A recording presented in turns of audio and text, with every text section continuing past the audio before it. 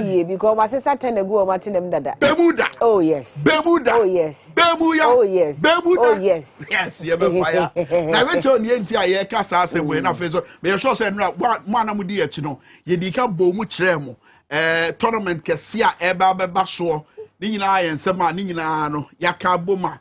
Ye ba be di nkomo na no pe. But ene nyina hwe Ghana mrase bedwafie. Ebi say do or die. Ebi say shut down a little Tokyo. Ebi say fire for fire. Ebi say ebi say normal business. Said ye city bia ene ye ni dey normal chi Ghana mrase bedwafie. Na no fiada year 2022 budget. Ye born bongalat ye mrase bedwafie bototwene ba bi ka say enome ewom no ehu hia ensem fata e de how kese beba beto o man Ghana for so titiri to ahodo a o maka se o mo de beba beto to Ghana for so e na fen so anamonto ahodo a ban peso otuo e de chichiri o man yi dodo na e kan e o mrahye bedwafie titiri o ma wo NDC afa e wo mrahye bedwafie e kan se o mo mpene so enjintum sa budget no entimi anase enoma hodo aban hye no entiwimra na emma Ghana for so etomobo budget no bongalat ehun edinsa bebre na nam nia amafo esusufa eye speaker of parliament ho said ye natemu no sikoye said ye de ne yo sikoye ebi muso akasafa dom kese wo mrahye bedwafie said ye omusi ye omo noma wa bra omo ankasa dwani free budget no ho epie call mountain so okokasa he e kan nsem kire nsentwefo say speaker no amfa mra kwan so ene ye normal ni nyina ye nsem apiepie aba na nadie na besi ni nyina no ye de bebra mo e wo Tonton Sansan dwumadie so na ni nyina mu na ma enti kwame ye bedi nkomo nso e de afa yesua pon ne akwanya ye wo ho e de ma ye mo ye kondo se pese kwode ntete wo miamia hodo enti anope ye trase e nwomahwe ho asem e na ye behwe e wo ye fa no emu na mnim so ma tena se so ankomo ne bebe wo ho no so so de bebre ahwefo ene wo mu etie anope san komo na ye dika boso parliament Ghana parliament enti free dwumadie sabra dwumadie chase akopem na wie ye ehuma ani ato afa ho ne ahwe said ye normal ACT but and that's also daily graphic front page asem kase bi da wo say legal education expand legal education expand access but don't sacrifice quality and here na kire say eba meranim adesuan yi anase wona person ye meranim for omo kire ne ntete ye ombakwa agwaje wo sukuu no na no nsohwe omukotwere ye ni nipa kakra bi a omutimi nya akwan ewura mu ne nipa dodo a omufedi ye ehon ye kire ho nsem ahodo amanfo mema aso na na do danko akufu ado se oye mranim ni sanso ye Ghana mampanyi atu nanum tuo akase ewom se ehun behia se ye babiem ni amadodo na abenya saa entitiere ye mranim entitiye no nanso mom ye hwe yo na wa bra ye biem no yankonya aloyafo a omoye tibonko so iti kwachi ya yebusa ene se saa na tie dia eye den de fam ho eba entoaso suku mu ho de ya biem asese nkura no dodo na ekokai se amanfo resist sa issue yi so se quality ebe ye compromise it is what they somewhere his excellency Nanado Danko Akufo-Addo enkafa legal education etoto nya ekoso wo ye manu ntoaso suku mu komu a e de pa na kire and ye bedi nkomo anopa wo Tonton Sansan dwumadie so kai say ye de encourage ebebramo ye de jaso bebramo ye de ye agudie mu nsam so ebebramo ye betena se na ya mamon fonyi kese ye bra ye je adagie na fe ye che wo no ma hodo ekoso wo nko wan krata mu ene nia yankasa ya boabo ano se kasafidie ene kasamfonyi Tvxyz and Power FM ni nyina so ye de bebramo na fe efisema ba na oman no atena se wadwenkyere no nsusu ye memfa nka me ye miente onka WhatsApp so WhatsApp line in your display screen so and I feel so wo Facebook Tvxyz Ghana wo Twitter so wabra wudi echi hashtag ni Tonton Sansan Tvxyz Ghana wo YouTube XYZ broadcasting and I feel so wo Ghana web Tvxyz hwehwe ye na ye nim komo na no pay Tonton Sansan ya brum Tonton Sansan Ghana nti ene wo ha ye ba se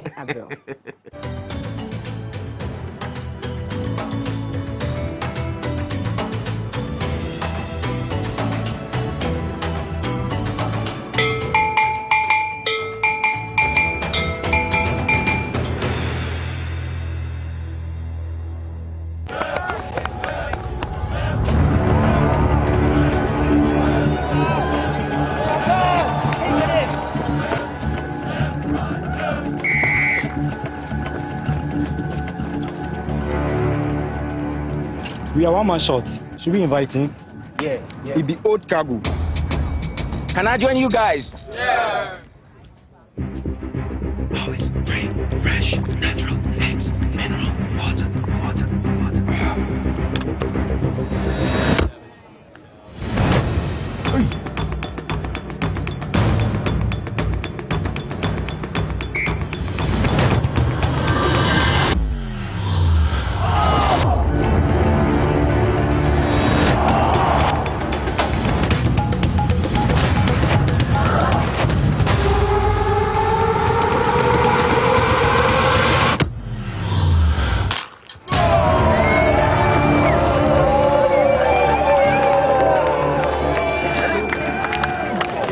You still got it. Always keep hydrated naturally. That's my secret. Manufactured with the primary aim of preserving nature's finest minerals necessary for a healthy mind and body. X Natural Mineral Water. Simply natural.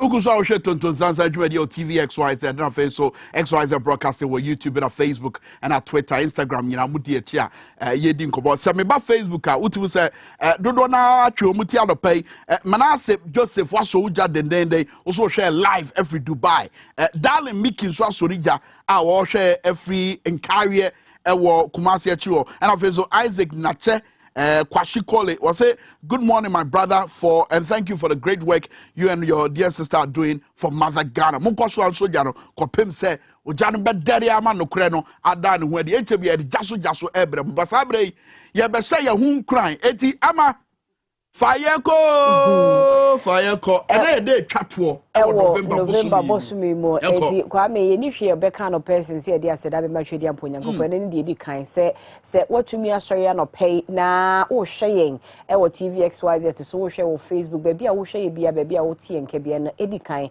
fa aseda PSA e matwedi amponyankopɔ kwa me no pay ye ba ye na nwum bi bo Diana Hamilton nwum bia na obo na wo kase nyansaboa kwa nyame ohunu echiri ade eye nenne ori nyaye da ne nsem ene yewo kwa me tie kira me tie nwum no na de me bisa me won se enti empempenso amedui na se twedi amponyankopon ohunu yi en wo siesie ye e de ma me nenne ma ba beduru ho ye wo bebre ho no mo a ya hyehye ye ho ene ma wo ho batebre ni nyanso enti ye prigidigidi sie pese eduru ho abotre wo sie nya na akwanya ne beto yen na emfasodie ye atwedi amponyankopon ne pa no a hyehyɛ ye wodwene ho de maaye ne bebem no esanse yakoma enye na dwene se obegye mprempren ate bia ye wo mu nti no ase ye pre ye ho se ebe ye niema bia ebe wi achi edi hawo ebebre yen na se twedi amponyankopon adwene ho hu se aboa no ma obe wo so ogina baabi enti ye light pole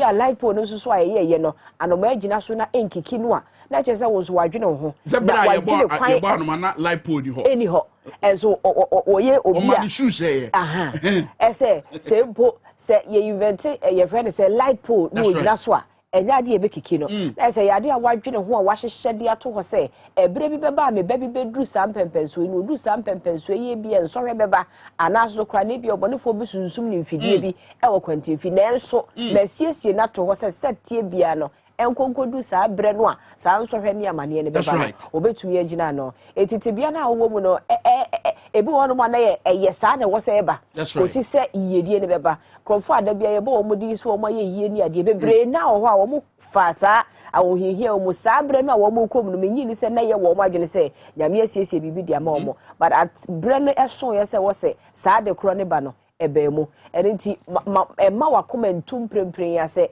eniema ka echi niema nseye afa ni ye twa November wi afa ni ye be ready December ebia na wo nhira na wo December 1st ebi nso na wo December 15th ebia 31st ebi so crack na wo de beba na wo de beba enti me mo wakoma ntu me mo en high entete menim se eye de ye ni da so ho ese de nyame ahyehye de ama wono ebebempepepe e de ama wono pay enti ngurahyese mo titi ya de ema wakoma ehihim emu akoma mbu se de tie bia no Udi wo ma Nsabeka. The pana amapoma e dia bre na no pay wo Tonton Sansan dwumadi so. Enti nyontoni bi ka say be still and know that I am God. Be still. It is happening said you from money bo and I wash your bank account o call mobile money we star o dial star 110 hash and star 170 hash. Alert today so here. Who su we do say good here ready be wo. Enti kolebro ne hey ya be the master so much as say to bro nyandia edi bro nyantade na mesman ne dey. Be still. Once ukoda eya na wonim de ekoso osunsun wiase o ba bra wada no a nyankopon boa o ma de pa bi tew no eno eye adansidi e kire nyame kese yo wo wabra bobu wada no wonim de ekoso eju anya ne na o ka ati asefo ho ye kan ati asefo ho a o ka ho bi enti sanchirade ba bi o na hwehwe ebredu se enomamu aye den a na wa ho den asa fa ho nyina to nyame so na gidi di se onyame na woye ma manfo ada ne da nyina wo kenkan fo mo ho no onyame na woye ma manfo metwa ho achia no ono so be ye bi e dia mawo ye nkura jense ma ye dia bere wo no ye gina we so na ye twa ho aba ye ba oja no aso jaso ye de bere mu sisi e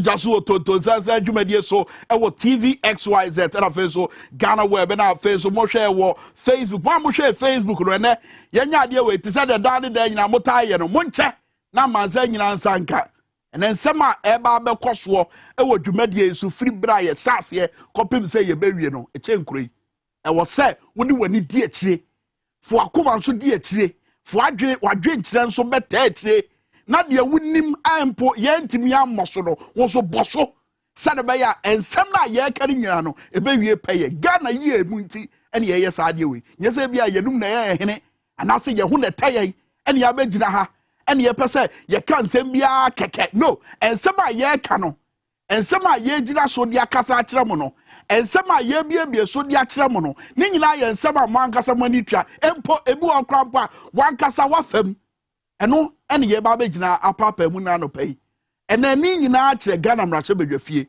eni bre pa na aba so hwe nkowa nkrata ahodo a eno ade titiriu na mrache bedwafie ebu atan na o mafo mo nhyehyɛ ya so asigina ye bi na behwe nkowa nkrata ahodo nsem mo kafa ho ena budget no yapo anase yempo ye edi de si wo mrache bedwafie Ghana zadwafo edie enesi ye e wo mrache bedwafie edie atamu na koso e wo Ghana mrache bedwafie ase ye ka ase ye mpese ye beka enam hwe Daily Graphic Ghanaian Times na ebusa question budget 2022 no yapo anase ye mpo ye Ghana nsantwani wuni mpa se mrache bedwafie nhyehyɛ ena nanu fiada mbrase bedwafo gina aso ene ye omonoma ni nyina ko wie se budget no mopoye eno ti dia bedu ba bia ya bedui eno no bo se che be se bozu ko ka asem bi e wo breakfast show e wo GTV sa asem no ye be bo akira mo ensem bia ye mampanyi na nado danko akufado ebra na wo sire tumi e de afri Ghana for ho wo pa ya chaw aka che se ye nso ne hwe no wo kansem bi efa eto ho ye be bo akira mo ne ye de aka ye ho to da wo se ye kɔ sa ya mamma nyosem party sem akata ye ni enti ye hunu ba bia wo se ye kɔ o my Ghana simu 1957 na ye bibi mamu nyina ni da so se o my Ghana ebetiba nyini adum pampansuo bia ebe ya nhweso de ede ama nyina wo wiase afa na nyina ene hwe ba bia o my Ghana wo na o man bi te se Rwanda a mo kɔ kumu Rwanda abusuafo etwitwa ɛko wo mo ho na ye prepra nkofo kunkum nkofo ene for the past 27 years omo fa asade we mu 27 years and still counting they say oma pagya omo ho afiri saa tebea nim pagya oman no de adwen baako de akoma baako de eneyo baako boa ma oman no apagya na no ayeko Rwanda no enam 21st clinic madawrma Dr. Blessed madawrma yeko Rwanda eno ma bi ko hunu ye no makeke siani ewo amane bobi mu me pese me dan na di de kira mo na ye gira so didi nkomo bi na anopai ekunkum ekọọso Rwanda eni said yo mesi apagya omo sa abrei a omani kire bia ebeboa ama man na tumpon no eho amane bodi ehwe ye bezie 1994 ekunkum eni ewukasema esiye ewo Rwanda eya asema besine amanfo bu nkompo ko rewechi de kaka nsem we ya eya na ya sefem sanso ya rahosem ewunisem eni ewukasema ekọọso na me nti enam so ebaaye eye nsem ahodo amanfo ko kaaye ewo kasafidie so ema anuanom ewo Rwanda eto chen won so na yekunkum ma ene nkwada titiru dodo na wuye ebima ye de sekan edwudwa awomo ema yeto omo mona enkwada wa abra omo ne omo maame nam a yete omo ntem na abonefo yi de sekan dwudwa omo maame nom ebimu nso a yebo omo tirimutuo ebimu nso a yeto bomb eto won adwa ya bomb no eti tusa na ekumomo we nyina ye arehosema esiye during the Rwandan genocide. Sabria yeka say e wo mu say Rwanda free to be idie. Nanso ahyenso de kese a e wo Rwanda eye museum kese bi o masi wo Kigali a eho no eye bia o mo de kai sa ewukasem ye koso e wo Rwanda. 27 years after the genocide. So every year in April we commemorate. From the 7th, it takes only 100 days, but the first 7 days is commemoration. It's a reminder that the genocide took place in the country, but should never happen again. Not in Rwanda, not anywhere else. That's what we wish for, anything in the world. Sabi ena me won sabri. Makuhu no ma bebrea, me ba be dan na di e di achemo. Baby I wo bia omode atuo wo mabakwase mo omode kai nia esi years back nipa dodo na wo Rwanda ewu ye kunkum se binim se adamo ne honhom ne ma ne hom ne su ema ewudi sembe hye nkofo trim ebusua baako kuro baako omomu chemienu ena mensema hodo a amanfo bi kotena kasafidie so kekaye shenkofo kutupa sha amanfo abufuo na emuwu mu nsema ya kwohwe ewo museum kese yi mu na utumu say arehosem pa sekan ya ye de bobon mofra trim etu a ye to bom mofra e mofra no mo hye adwaye a ye to bomb ekoto ho a omododo na ewu ye o ma na wa sori dem a abonefo yi ko ho kokunkum mo ni nyina ye nsema yate ewo ye museum kese yi na wabra ye koye nim no ewo oman Ghana ye onoma bebre ayi betime asue free nia esi wo Rwanda but ade fe esan ye sonko ewo ahana se woni nyina mu no wonfonya hodo mo de kire no woni nyina mu no wo mo kasa kire se eho abehia se bonifache ebetime asi se de be ya o mba prepare fi na ebe o mo hono no matimi asore no manante na kwa ba kokora wo video ni ma ye documentary na ye ndi o kan se ono de o person ne man be ye ekura amanfo behwe so ede asua enoma bebre Mamenkai mo ensem bia wo mu a omofa sa erukasemi aka ede ache ensentwefo awodo ye ncha ase free mami ya oni BBC ekasai ni gaga yakoraga yarazi kwa zankiza yakoraga utuntu kuko atazaba bana mwicabwe yundi mwana bari kumwe kumanywa ubwo byari birimo biyogayoga habwira undi mwana bari kumwe bakundanaga ngo kandi ngo ndafite ibicuro hano ngo ndafite ibicuro hano sere ngo baraza kuntema kikeneye nyibutse umva afite ensemi mami ya woni BBC kasai sansemi na obehunu se ya twetwe ewo memorial center yi na de efe wo mkra ne se abakwasem ni nyinaa no wahwehwe e de egu dan ho afenso wo video bi a wo betimi etie ensem no a o manwen echim e de egu video so se de be obohunu nya ekọọso videos ahodo mo yi ni nyinaa da di pefe se ewo so mo friti bia yi mu de nanso tebia no abeye akwankyere e de amomo a omodo yina so e de achichiro mu kru eyie so be kum papa because of say the why intino anya ade so bi asoso hwe nkwala no pictures no sere no mwasi bi na bi nipa ti konkra na ego nipa nan no yesu obuku ma che be physically no uhu ana record until tokade enye akosu agwa aje no mo ne tofia kwa no mo ne minka prince no mo ne hwe ba ne mugabe mu no hasi there was some bands na mako fence talk show fam sifa kan no mo ne mo amaka no say amumra ha ye fram say Kigali Memorial Center mo ba ha ko wi a afi mo kasa mo heye ko mo na mo de ntopa ne ba na MPP ne ndisi no mo wi ya che so still bo support wo Sabre Rwanda mino amane muso nia esi ni de omo de ato nchen so hwe empuntu a ekoso Sabre wa bra omo mampanyin etima sokro mani nyina nsa edi omo etu kwan a na butumi se eni kapa wo Rwanda maimu omo 40-year development plan omo 40-year development plan a enwa na omo de nante edi apeja omo kuro no Free Kigali Kwame Minka Tvxyz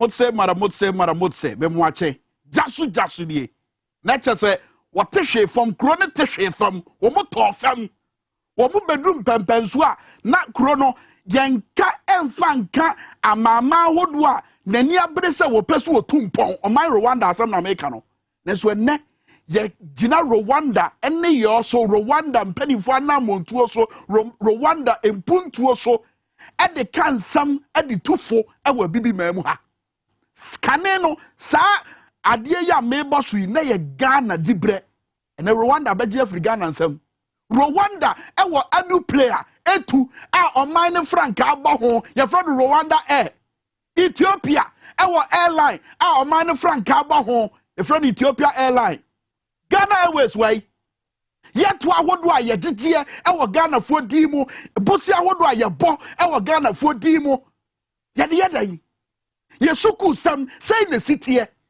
it is na ye the budget abeto Ghana fo anim na ye ka che Ghana fo say e wo se mutua to de e wo se ya bobosia wo mudi mu e de ka beto bo so de na so still ya pase ye sa akọ bobosia still ya pase ye sa de ye eto ahodo beto mo so a better na Ghana fo bumfu etinia ye hu fiada no na nya ade bia enwanwo wo mrase bedefie ho na fe so mrase bedefie mountain so a ye hu se na Ghana maburu ni abre a wo moye ye kire e ka che Ghana mpanifo mo mrase bedefie se hwe no manje budget na ntum no sa de na ko so fiada no e kire bibi ye kire no se o man ni mo nkofo timamufo Ghana fo e pempuntuo Ghana for a prepare value for money. Yanka ka ye hu nsem bi a His Excellency Nanado Dankwa Akufo-Addo e brand wo sere to me free Ghana for ho. O kan ye hu nsem ni bi. Rafa to me yanko. Than 4 years. This government has spent more money than the MPP did in 8 years. And yet they have little to show for it. Secondly, this government has borrowed more money than all previous governments put together did in 52 years. I ask, as all of us must ask, Sikano ewahi. Sikano ewahi. Tianasu yebetiba busa se Sikano ewahi. Sikano ewahi. And then you was akwanya zi yebetiba busa. Ghana fo busa. Woso beti E-levy. Yan kwatia Dr. Mamadou Bawumia, Vice President of the Republic of Ghana. Nanu ya wasa tunanimu tuo. Wase momo tuono. Boga tuono. ene to ahodo a ye de toto sika ahodo a obekwa akwaji afru bank no sa to no sa E11 no wo se ne enti omogia ne se de ba ya ye omani betibedum pempenso a ye mobosia bio sa se mo yenteda ebra mo the fiscal responsibility bill ba ye mo de sa mra eye emra eda ho a ebe somumu ebe ede tabuo bi beto mo so de ba ya mommo bosia manan bro so no sa mra no mama na ya adwuma. It is a vice president of the Republic of Ghana obekata Ghana for say E11 to no and I say momo to no nienti omodi aba no ene say omo ba be pe kwan a omo ba bre eye bosia bo asia better than what jinadi and some of can na no ya de toto ene anama omo tuo na yentimi nya gidie bia wo mumu. It is agin papa bi wo hokrampa yentimi huru e Ghana for fault. Ghana for fault say mo wa opposition mo say bo say mo de ba bosia bo enye no ene e fa so di to man pon na ukoto ayi ye biebie to boot ahodo a ye betima fa sika ye agigye e wo to e de ayi akwan bebre mana mo ka say sika no yete so eye na komode ye eti sika na yete so na wai Ghana for bisa na hwede ye ko so omrase bedwafie obi ani mrase bedwafie nhyehyeye obi ani the Speaker of Parliament Right Honorable Abambaben eye ni fiada saa de na wo ye no. In fact, say ye bu ye kompo kohwe ye ti a Professor Michael Kwe bra no ye speaker no e bi koso ye dum pempensuo bi a edom kuma no emi man sem bi so ye twifo mo so e de atamu obi baaye me pese ye ko the previous parliament na ye hwe no ma bi esi ye photo suraf ye ko if I say aye, those against say no. The ayes have it. Plus 108. Statement of affairs. Mr. Speaker, I've been studying, and yes, and I can see that, Mr. Speaker, let's be careful the way we do things in this house. That's why we have rules in this house. Order 91, Mr. Speaker, you call for order 48. Plus 108. It's been 1 hour. You are condoning an illegality. 108. That's why there must be rules and order. And now what you are doing, Mr. Speaker, you are involving yourself in an illegality. We are saying that we don't have the number to take a decision. You are carrying on. You don't have the number to take you don't have a quorum. You are still carrying on. What is then make use of their constitution and then the standard order? Honorable Chairman. That is not fair. You are abusing the privilege of this house. You are making this house lawless. You are making this house lawless, Mr. Speaker. What you are doing is wrong. You should know that. If you believe the house, what you want to do is to Mr. Speaker. What is happening? 108. You don't have the number to take a decision. You don't have a quorum. The Constitution has stipulated that the standard orders have made that line 1. You want to ignore all that and still carry amendment on. Proposed. What kind of behavior is this? Delete accompanied. And then we are all talking about lawlessness outside. And instead supported. So the new rendition would be the statement shall be supported with an affidavit to verify the statement led by you, and shall indicate. We have our own rules. I so move, Mr. Speaker. We don't to do as we please. We think that is right. That is an illegality and should not be championed by the Speaker. That is terrible. What kind of thing is this? You have rules, you don't want to follow the rules. You just want to do as we please. What is this? We are in a country of law. And we as lawmakers should be seen to be the first to adhere to the rules. Not to just do as we please. Honorable Chairman, you have the floor. Mr. Speaker, clause 108, amendment proposed, subclause 2, line 1.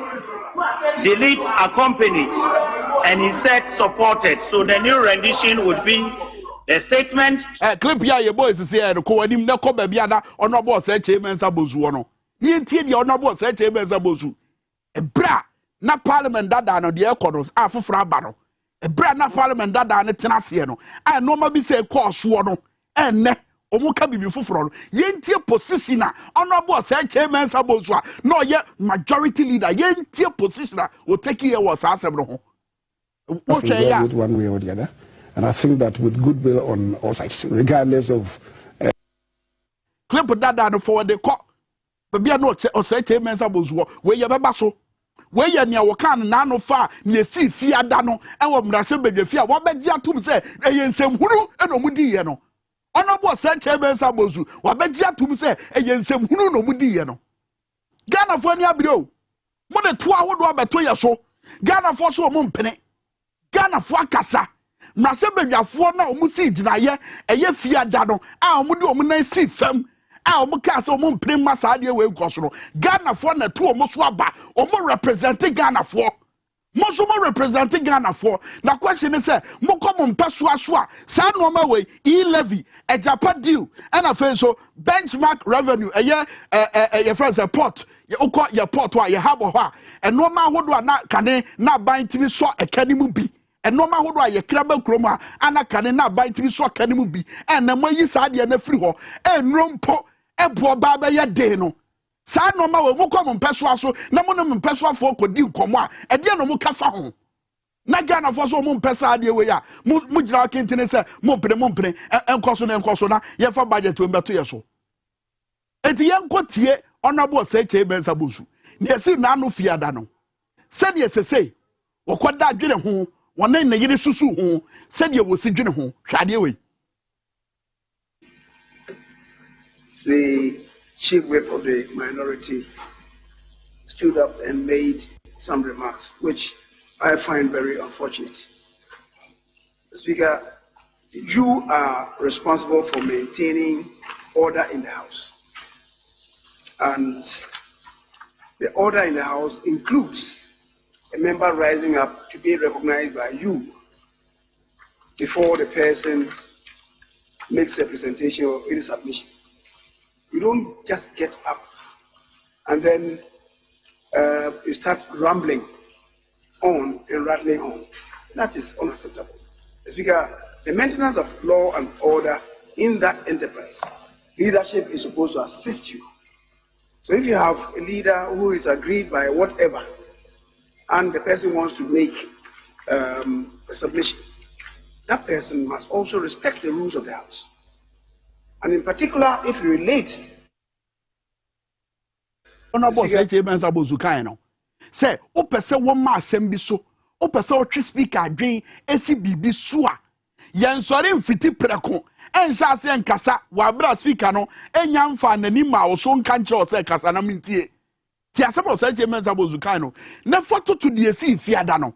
Empire so MP ebra wo sore ya no de nsa buruburu table so anu wo tietiem e wo microphone na na esisi o mu table no so no sabra no na speaker albamba ben afre no amana kwanya so onkasa mibisa sabra na speaker albamba ben afre empire so MP OPK so won sore no onkasa etia ya dai ena na speaker no peso ohunu nie ntia o medwa lie a obi an sore an chechemu an che speaker a o mutwi fa no so. Honorable say Chairman Sabozu, Ninsema Wotiano, that was in the previous parliament. It is our parliament way. What has changed? And Nadia, San Wama Honorable say Chairman Sabozu, Cassatiano, Abaye, Adia, and was here. But I didn't such the Biaba. Tia the Honorable say Chairman Sabozu, and Ray Yao Hokaye, OGTV, Shadia. Let's resolve it one way or the other.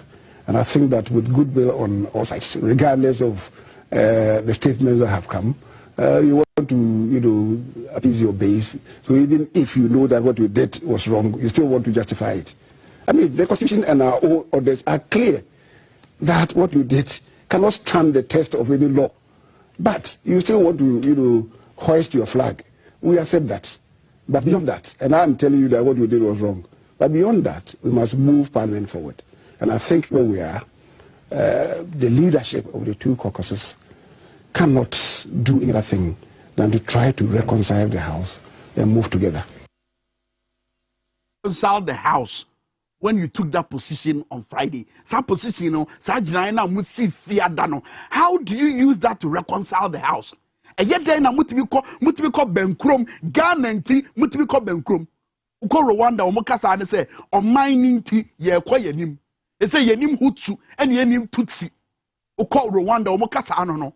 ye follow one goal ye go ne say Rwanda be sorry na be your mind kese e be emfa to ho bi e de ama mansan Ghana sa adwen no we mpanifo trim Ghana ni bi te so wo bre woni adwuma Ghana ni bi sika bi ni bottom Ghana ni bi enam to awodo a ye de atoto no so ni hwene mu nyina sisi Ghana fo enkwada omo nante kwansiri bebro de wo ho ansa no matima akosuku Ghana fo enkwada bi titi nuase esua de sa no ma wanya ye hia de na ye sori a ye bobose wo Ghana fo dimu esu ye ni bibia ye de tre ye wia ne asa atwa ye ho abeka se e levy anase mombo to na ye de ba no ne enti a ye de ba no se de be ya ye bedu mpempenso a ye betwa bose aboso adango dada de be no adango dada de be no ya toto ne san anase ye no an san ene abedu sam pempenso we honorable Johnson ase edu nketi a ni ti empire so MP ni dwaye a won ne nsa buruburu table so a wotimi ema obi te se honorable say chairman sabonso wo experience e won mraso bedwafie enhyehyɛ ne dwumadie e sori twifa speaker so no Johnson ase edu nketi akasa e wo dwabo ase sorry e wo inside politics wo power 97.9 no ni Mugabe ma say na yiri di the birthday e twetwe nkomo na nsem a ase edu nketi aka eni hwade we sisi e non-existent right here. Democracy in HSS say resist. Now put him where he belongs. Now be an Nigerian man who say asema okano enim rabiemu. Inti public gallery is meant for members of the public. Inti heya metie de. Answering comment. Do answer. Kura.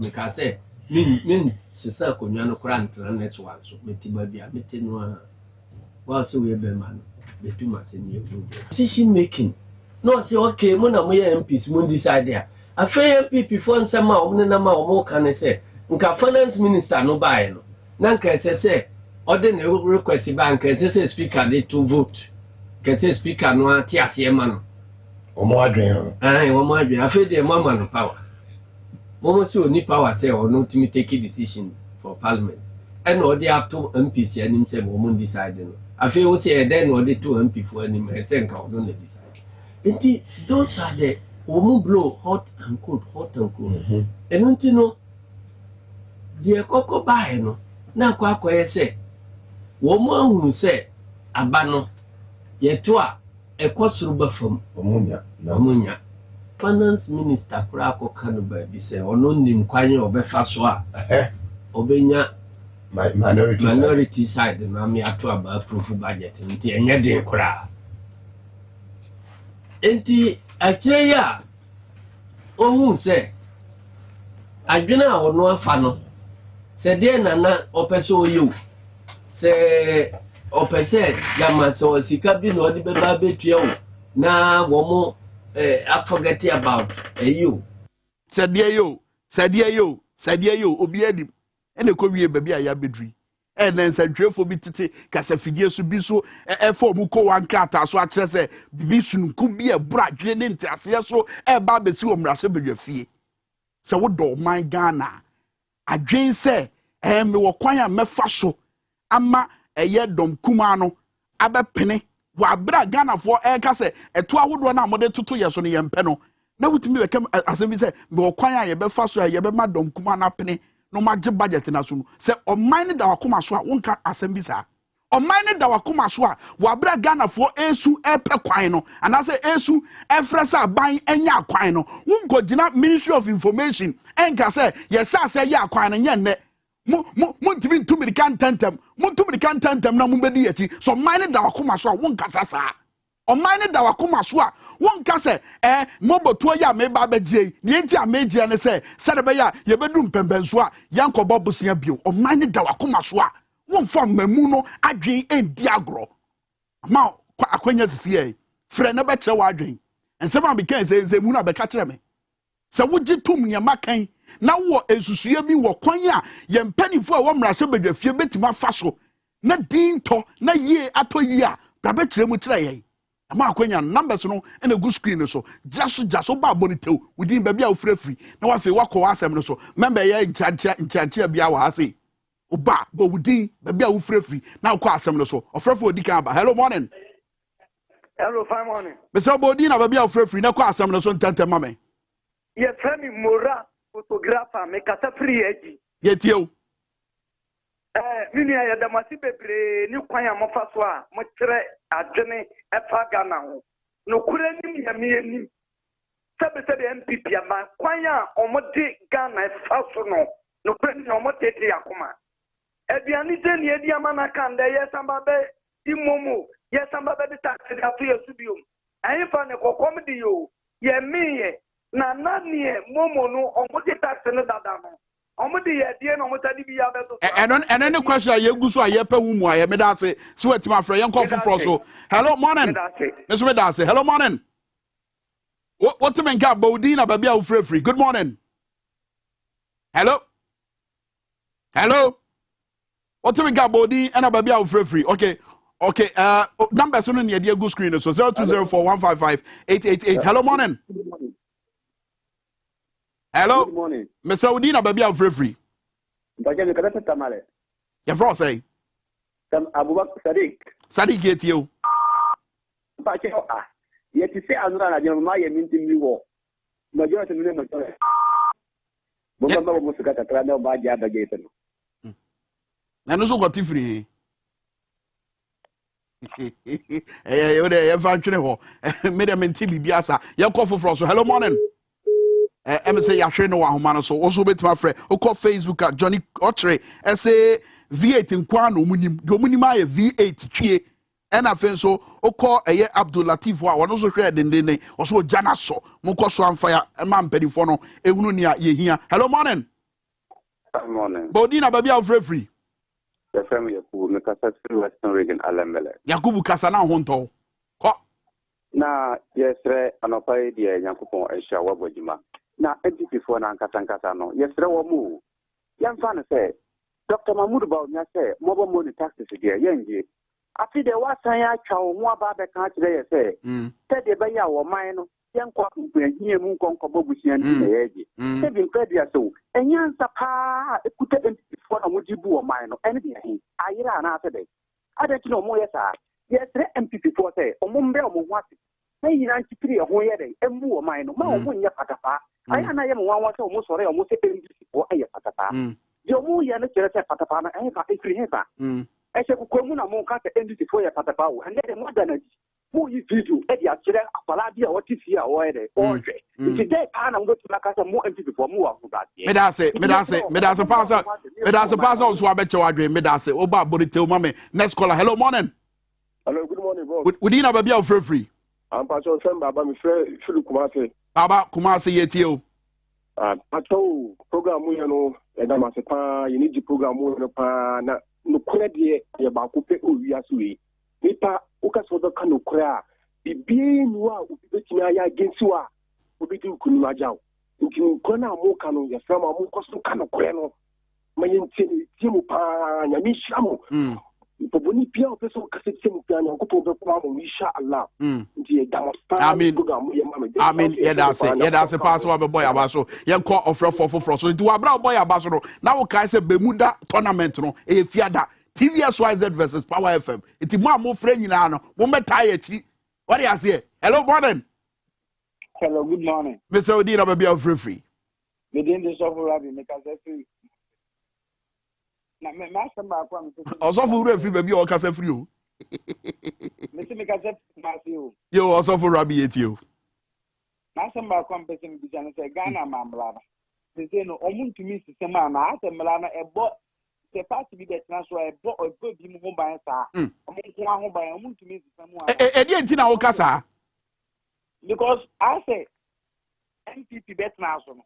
Se wo hwe ensema omukan na nne no oman no I tell like oman a yentumi ntwa ye ho no. Like menkiase we na madam for big kind was say akomko atuntwa ho akom de ekọ na nado eba ne ansama oye de o kan no amai bebile mpenifo bebile abetna kmian so ba ono no de ndie editwem entro no ye too much Me da say. Emran ye yebetimi asakra mu wo kai say mills apen so omoye constitutional review commission a commission ne tena ase a omogigi adwenkyira hodo committee na adwuma na oye wie ni nyina no e wo nwoma kese bi mu a eda so da obi amfa ne nsa nkan oman Ghana ye wo mpanimfo a oman ne do makoma so no obi amfa ne nsa nkan se wo beye ye mra no hu bibia constitutional review commission we wie na adwuma book ne da ho ye mfa nya hwe. Hello morning. Hello morning. When I am my last caller, we didn't have a be free. Hello morning. Mr. Bodin a baby free. Morning. Nyamena do me ho ye wudi. Hello. Bodin baby free so. Ma. Me free kwame dan so. Kwame dan so near front say. I friend my lesson. Okay, call me at you. Mata. Ofa. Me pauche me say. Mata. Me say. Hello. Yeti onka. Ya bisanu MP for no asam say omoje grabu no yetinu santi omufisie asam. Omunsiesie asam no yo mate. Me da say. Hello. Wo so omunsiesie asam no mebo a. Omufisie asam no omoje grabu. Asam no. Na ho na go kambe wo baby me da say obi anka wo baby ase. Enti asam no omufisie mu. Mate. Yo mate yate ye da se why ye da se pass with my friend. Mesramo he ade ba ko wo say ye Ghana for ye hunu ni say political party bi e besire to me free ye ho na ye to aba mo ehwia party sem no etwa political party no be form abanya. It is no longer about MPP, it is about Ghana. We are a political party. Now we need elections. Now for more Banya. It is no longer about your political party. It is about Ghana. It is a majority of Ghanaians, civil society, we move for a radio show, or move for a TV show, or more yetre, and more and confua, or musi Ghana for name, our Mrashabe de Fie, no more catch or say, what could prepare budget, 2022 budget, a Kohumesika Hunsem, what ya batu menim, almost a mumpa. The voice of the people is the voice of God. We will be a wusro nyame. Now say the battle is the Lord's. I didn't think I would Yankopon to kwako. I didn't think I would to kwana free nyame nsam no wako. Nyame asraw. Waka cho se braba ko no to kwamano. The voice of the people is the voice of God. Jaso ne de bramo. E wo Tonton Sansan. Ye dane ho aba ye ba. Agudie mo nsam. Ye de ba be pay mo so Roger Emmanuel the sports monarch why crowd wo ben see here.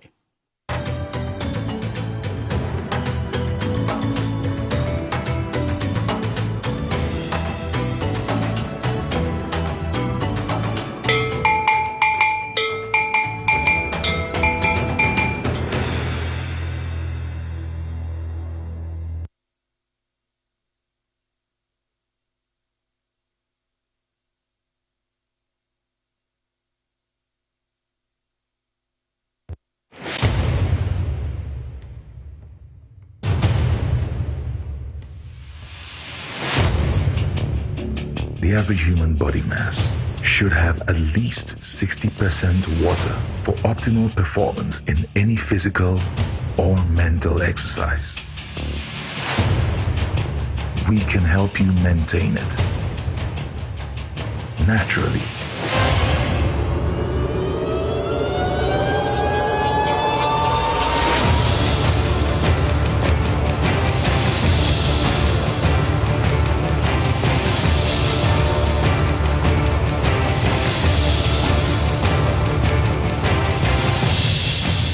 Natural mineral water.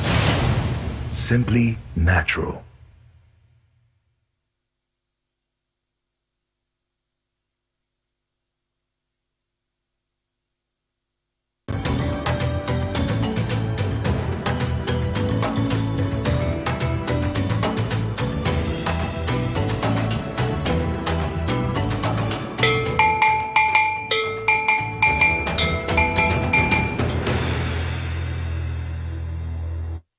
And then so Eminasa Subium say a good usum our Tonton Sansan Sanano pay Yedi and Semin so Eddie Ebrona only was a Friday big game no Basso way a Bermuda a fine game one to our Magdan Town Park and a Basso way a Farmers Day and see way a Tesafovida a game yes yedi Sasanafe Yedi Atlete Yapum Kawakawa Namre Pemuno Sama Chiromesada Tinasinafi Maka Huasa Mankasa players to say be more enya injury omo recover ne hu koreba manfo ate so omo so training weight no amanfo ate so amanfo say nuane bi omo agya edi nyina no ye ne nyina ho nsem ebeba na ye call asebo from so oni be say no a has a focus so omo ni NLA and so partnership no and also ekoso perfo do akasa awo sa jumede na say no chi so ye bewre mu coach ni Odatelamte woro so dia tuja selimina success so oni omo adwumadie no odi aba na wie no so wachechire mu ye de no se beba na afie kwam no ni nso a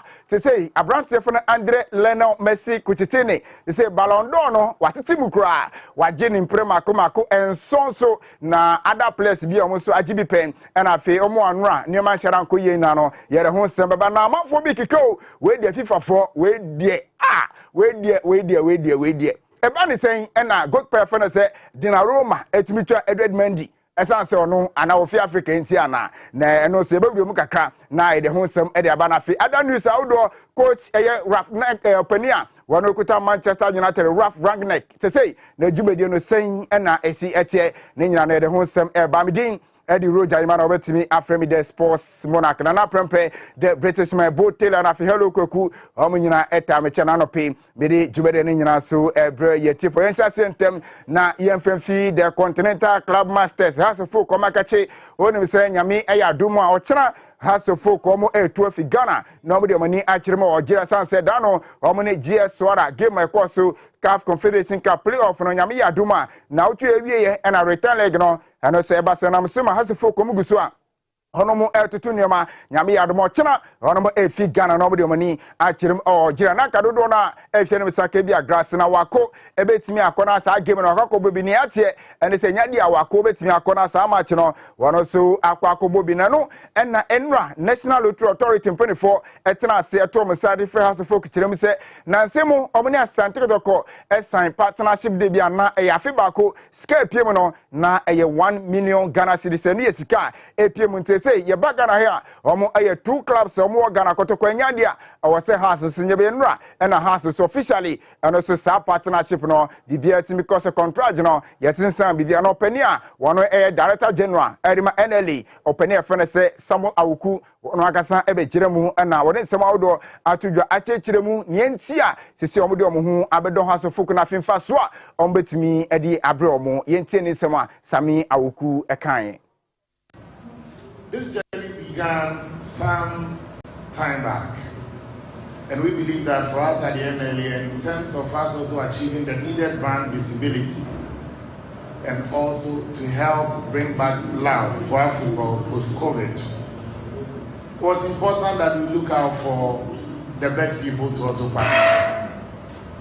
Accra House of Folk approached the National Lottery Authority and said, look, if you guys want to achieve the needed returns, get the needed brand visibility, and also be associated with the club that was ranked the 8th best club in the world in the year 2000, then you have nowhere to go that you can't see Accra. Our landlords in Accra. Yes.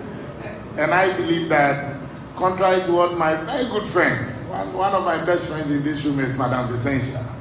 We fight more and we agree more. But today we agree that we are at the right place for this day. For us at the NLA, we are proud to be associated with this partnership deal, which will give House of Folk 1 million Ghana cedis within the football season for 2021-2022.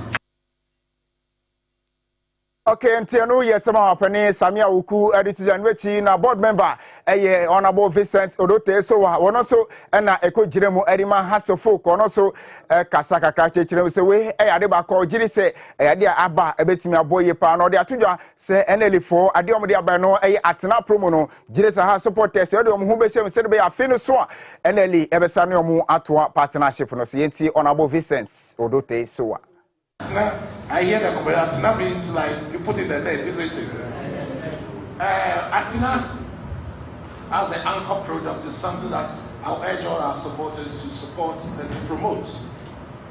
As the DG has said, it's time to gain and win not just cash prizes, trip to Dubai, home appliances, and even a car.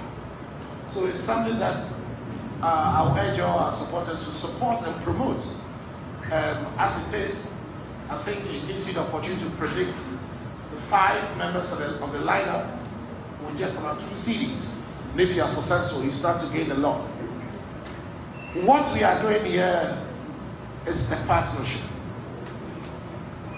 NLA is not a philanthropic organization where they just put money in without expecting anything.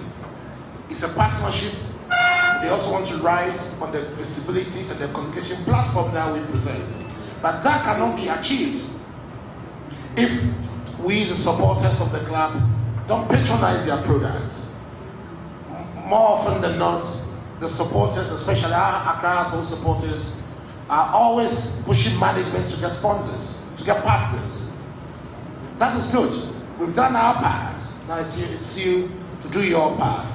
As the DG has said, I already intended to ask politely to NLE that I believe that football projects. Okay, it's a new Honorable Vincent Odote Sowa, editor and Rachel Okoso, heading some to us say Ghana League and Koyesa, Omudasio, now was saying has a focal, a bit Jan and so much say Surono, Ombequacodas, last is almost just on Nasi and a net here, see our feature featuresa, a VHNO, Omuji League and into supporters, Mukama Kuma and Fantumuyum. The NLA will also get some value from it. To the NLA, DG, and the media and our other partners, I'm sure you are a bit concerned about our performance so far in the 4 matches that have been played in this football season. Those who know football very well will tell that football leagues, the league is a marathon, not a sprint. You don't need Ben Johnson or Carl Lewis. You need Haley Gabriel Selassie and Mikaela Abebe. Those are the people you need, not the sprint you need in football.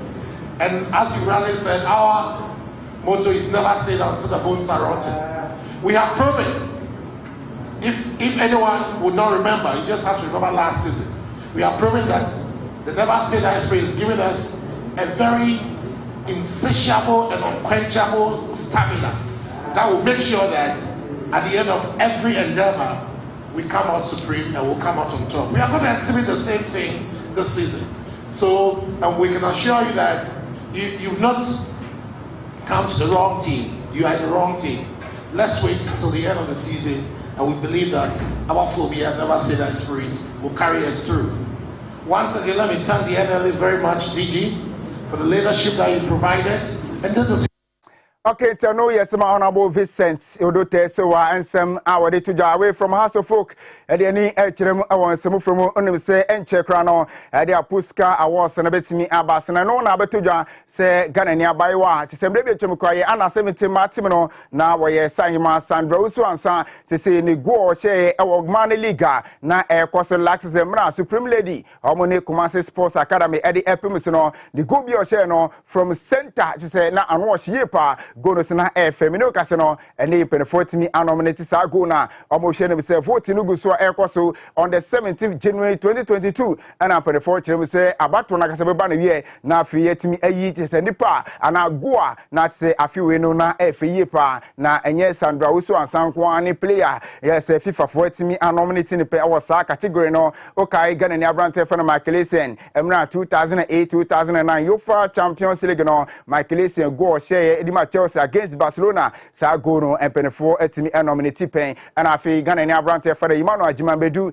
wono se AFCON 2012 wono se go bi o share no wono se empenefo nominate nei abetu ja se abrante fa na Sandro ana Bayiwa ye fa na Sandro so ansa wono se ne dia no so etimi epiem na mo share no so se Kevin Prince Boateng se ni go against Villarreal and also 2016 ɛno sɛ mpanimfoɔ nominate saa goal no pɛnɛ yɛhwɛ no sɛ Ghana ni abayewa yɛfrɛ Sandra Osu Ansa no ebi a vote no betumi akɔ yie na saa abasobɔ no so etumi akɔ edi ama no nte no ɛyɛ nsɛm ɛba na mo hyɛ no sɛ vote no ɛde yɛhwɛ no sɛ coach sɛ Kukudam ɛna afi football legends ahodoɔ ɛna ɔmo nyina no ɔmo de ɔmo ho hyɛm na afi fans no bi ɔmo na yɛ ɔmo de ɔmo ho hyɛm sɛ de bɛyɛ a at the end of the day no yɛtu wi a nipa vote no betumi anya dodoɔ no ɛna saa abasobɔ no so ɛbɛtumi akɔ so edi ama no nte no ɛyɛ ne efi ɛyɛ Sandra Osu Ansa na kakyɛ no so ɛba yɛrɛ ho nsɛm nso ɛma yɛtiefo na yɛfa ni enkyere mu ɛwɔ Sonyane East na fe yɛhwɛ nsɛm no ɛkɔ so na onim sɛ MP a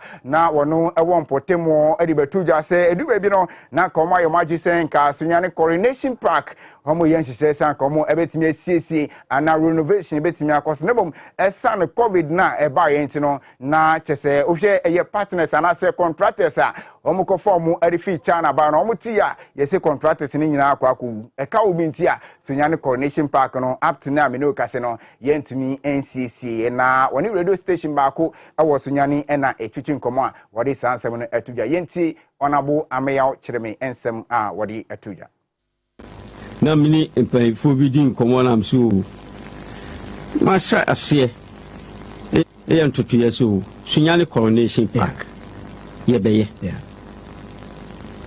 me am feel say maka kokua mu asɛm bi na akyerɛ ɔmo na mu yan sɛ da abɔnten ɛyɛ nokorɛ unfortunately COVID bae no nipa no ɔbɛyɛ ne partners wɔ China ɔmo awu finia yɛhwɛ sɛ yɛbɛnya. Okay, no yensema honorable ameya kyereme ni nsɛm a wɔno so ade tuja ɛfa Sonyane Coronation Park ni entia me no kase still stadium no yenya start say ye ho adwuma no ɛna ɔno so de atuja yenkɔ sɛ from Ghana Premier League yabo after match day 5 say coaches mako bɛyɛ 9 ɛna after 5 matches no yetimi apamo na nura na betuja say coach ni Odatelam Tio head coach Harima Elimina Sharks kyerem say adwuma no kwa on to aso biom na wakasa akyerem ni entia one step down after say 5 matches or boy no we win back weekendi okoje 3-1 ewo ye 11 wonders for Sansan no or the abetu just say juma no kra want to aso bi yenti ni sema or the mind. My decision was taken last week. I'm saying winning baby and good stars. But if I'm saying me, India, me be fast Sharks and say more problem. I'm say to avoid relegation be fight team now, which I'm say that aim succeed. Say I'm on relegation, and then after no I have to step down. But then I'm say no, I'm saying continue before on the pool. So I decided to hold on. But I'm say after 5 matches, and I'm say I win me and I home you know. If you say I'm say step aside now, you are able to take you and be late man. Yeah, I mean I can see it clear because they think they were there before I came. So Campo Chrome and Kobia is it no? If you say you go on, just have to cut it short. I'm a young coach. I think I'm able so me be say me image because me share even some of more attitude now, more the bobo now. Challenge so it's better maybe a better person can maybe of course we have better coaches who are more than me. I can handle them to put it in a better place. January me lose you me win you. Share me data. I mean let I ready that. Ni Odate Lamte esem no ujiri se place ni bi sabotage no account ende odi adwuma no ato yenko Blekum Chelsea wonim se mo se Ghana Premier League omo ujirema se omo se Asia kan mo last week omo Asia kan sanse na wo se omo ni has ene bo na mo sa match na sanse has Asia kan awe bebremite sa match no entimi amase na no na se reporter yatie ni se mpenefo eye changes ahodo ewo Blekum Chelsea ownership no mo kiremu dia se mpenefo e de adwuma no Ashopenia, to say, Omujiri says, Sikadi Owobi pa, obetimi aboa serbe ya Blekum Chelsea, and so be betimi akoyi Ediamo Penia, Yefene Bernard, Eye Gentua, and Assisi Amedoka say, and Penefort, say Blekum Chelsea, Oba Abaye Onanafi, Watekuva, Skasoni Bibiano, Wafanafi Nemakweni, Vice Chairperson, and so Abaye Mamia, Yefene Mrs. Gifty Owari Mensa, one also Ebobuano as a Vice Chairperson afi Blekum Chelsea, Onomo Edisikashim, Serbia Bibian. Betimi so akoyi edi amomuteno eyensema eno so so aba yenko amanoni na afi yen sema ekosi ewremu ewo FIFA Ballon d'Or enra na sa abasebo no ana sa awards no etimi ekoso na penefo asaso agi atumi se abrante fe Andre Lionel Messi kuchitini penefo asanso ato abane dia ba biema prema akoma kunso ni na abrante a ye fe Andre Lionel Messi kuchitini ni sa etimi aka sa abasebo no na Cristiano Ronaldo na se aba no se ohwemu isi na city a wono to so makoma kunsia na oka players omo agi FIFA Ballon d'Or dodo na dia na se abrante fe Lionel Messi na wachinso na siru nso agi makoma kunuma ese watwene mu mienu Messi atwe siru mu mienu a ebedin se bia siru ebetimi abatu na we have na vote no esi ekoya abrante fe Lionel Messi onya 613 votes na fe Robert Lewandowski otoshimie no enya 580 votes na fe miensa eye Jorginho Chelsea ni abrante no wono so enya 460 votes and ono sisa etimika Karim Benzema enya 239 votes na fe N'Golo Kante enya 186 votes na fe Kevin De Bruyne enya 73 votes na fe Kylian Mbappe 58 votes na fe goalkeeper yefana se Donnarumma wono so enya 36 votes nti ohie na FIFA Ballon d'Or na ho sensem esi ekoye pada na se sabepepe na ho sem esi tiantie ka players no omo agidodo ne ho kone badi asese de Messi de on share any size sante no ensema no se aba ada awards bia eno se ekos no ye ka best goalkeeper eko edima goalkeeper yefana se Jologi eye Donnarumma wono so enanisa etimi eka sa basbona na no yachin trophy no wono enanisa etimi kana goalkeeper Edward Mendy enso ena etosimi no na ohie performance na se na city a goalkeeper fana Donnarumma ohie last season a onya 14 clean sheets emra na wada tenemu 45 otimi boye ema Italy agi eye European Championship a eno so etimi ekos na fi uba goalkeeper yefana Edward Mendy a wono se ejira ne nanso edima Chelsea ohie Premiership na 31 matches and ultimate die onya 16 clean sheets and also ne satimika na fe Champions League ya dia goalkeeper Edward Mendy Chelsea one also onya 9 clean sheets and afi uba ebibremu so an national team and also 6 games and wetimi ada emra World Cup na fe AFCON qualifying nyina timi course ntenra after say abasbo vote ni bibia timi ba na wie aye kan say Donnarumma na odin kunimo e wo sa jumede no no na dodo na fi say ase we die sheda entwa yes asanse yes na city ne dia na ka dodo na fi say Edward Mendy na wo say sanka basbo no e wo say ne sanso etimi kan ne san entimi so anka hono mo hwe ada awards bi ekoso a abrante fa ne Pedri wono esina kan rema Barcelona wono so ye ka players omo ye mabun young players omo any 20 years omo body ball kon kan a wono so na sa basbo no so ekoye nti eko rema Pedri enso e ho sa na abayewa ye fa ne say Alexia eye Petela wono esina kan rema Barcelona womo ema team no wono so na emano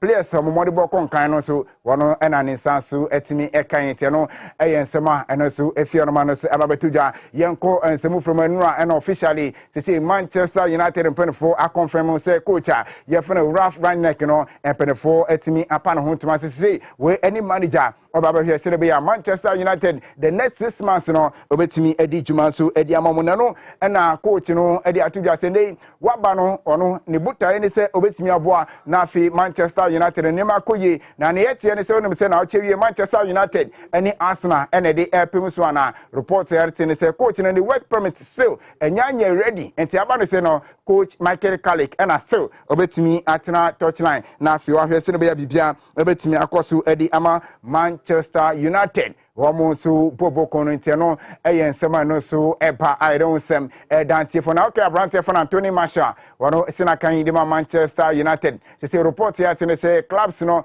dodo na epeso oba na oba be jeremu so ebesi akan edi mom na report ya tene say clubs a womo epa abrante no nanka boboko bako ye from say Newcastle United na komo so edu baby no omo so be kan say komo nya abrante na womo epe no na say latest club waba eye Barcelona boboko omo ana omo de atu say January omo hwe ne be Anthony Martial omo san betimi aka na fe obesi akan edi ama Manchester United womo so boboko no eye nsema eno so aba ayede ho sem edi ema tifo na emene no ko ye odi besi na fe ya soro so na bom me saso ahye tifo nyina abo se eda Friday nyakopo eye adom a ye ko McDowntown Park na ehonom no asem ebesi ho no agi se wan kasa wodi wani ba ho na obahu ne ebekoso ho no mo esanse enya asem kitu akra esanse Tvxyz staff ni nyina se oye cameraman say we ye bia wo MCR baby a wo bia no we ye producer o ye nyina ye ko na ye ne Power FM e de akwese so a ekukudam obi a ba begiremu na bibie so atimi akoi na kwame minka say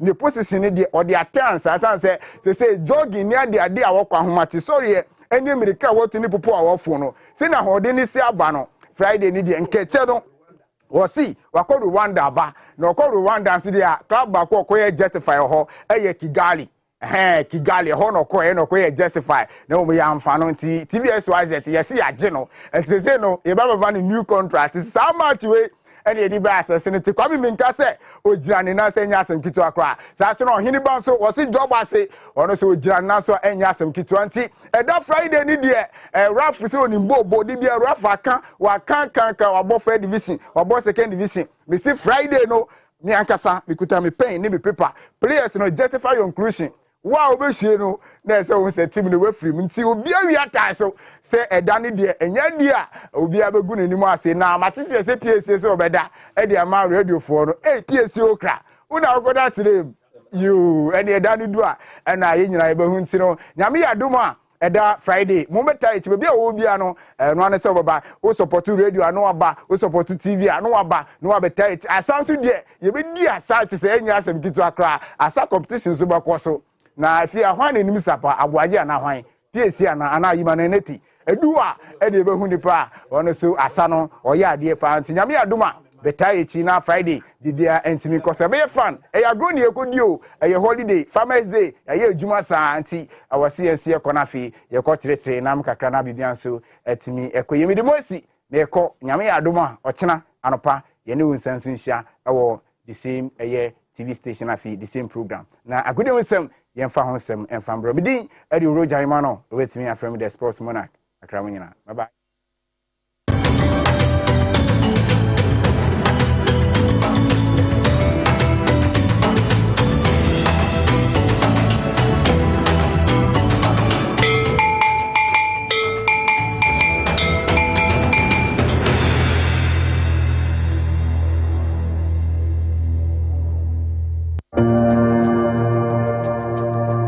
Welcome to the Royal Dazzle Event Center.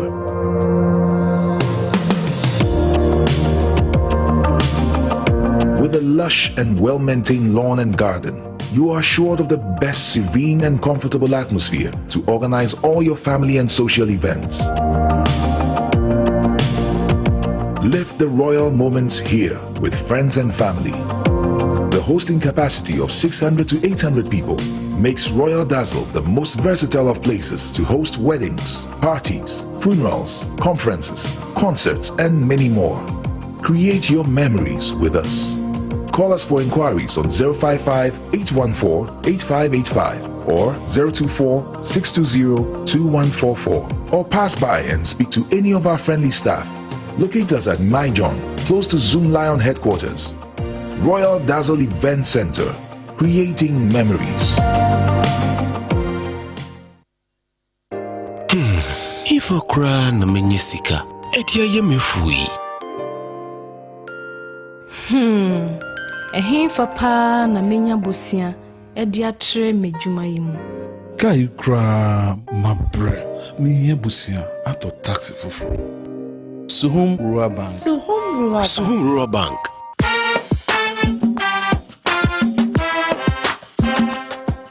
Yema mwakwa baba Suhum Rural Bank. Ye wonhwehwe ahodo bi te se dwadifo abosia, ekuokuo bosia, susu account. Eni da so wo ho savings account. Me bada chain savings account. Ene de keka ho. Suhum Rural Bank was 034229186. Na won so wetumi aka se. Suhum Rural Bank. Ama ene mayeka una. Suhum Rural Bank. Enti me pa minie. Suhum Rural Bank, growing our heritage.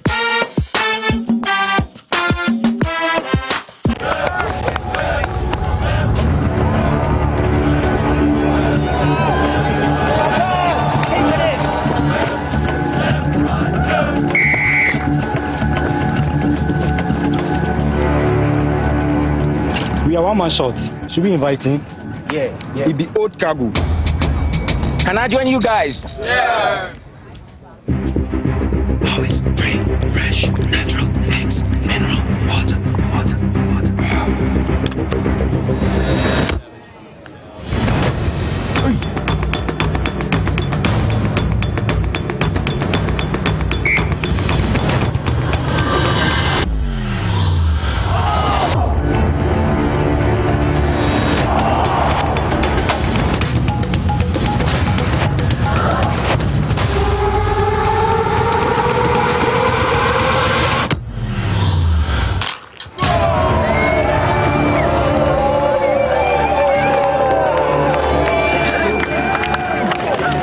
sugar.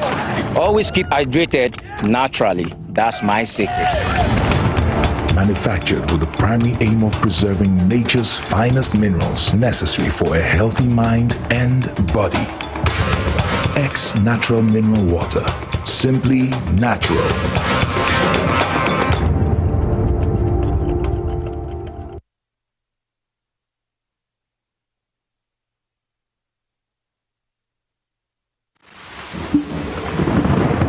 Peace of mind is very essential in your journey to success.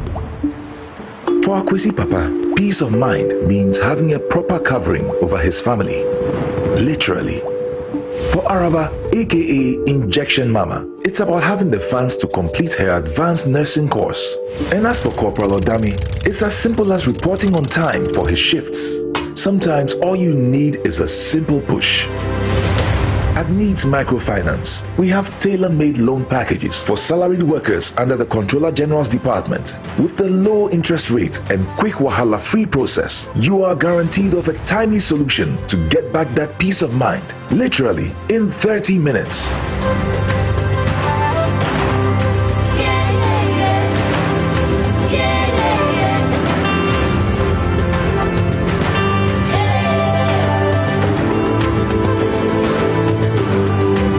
Microfinance, growing with you.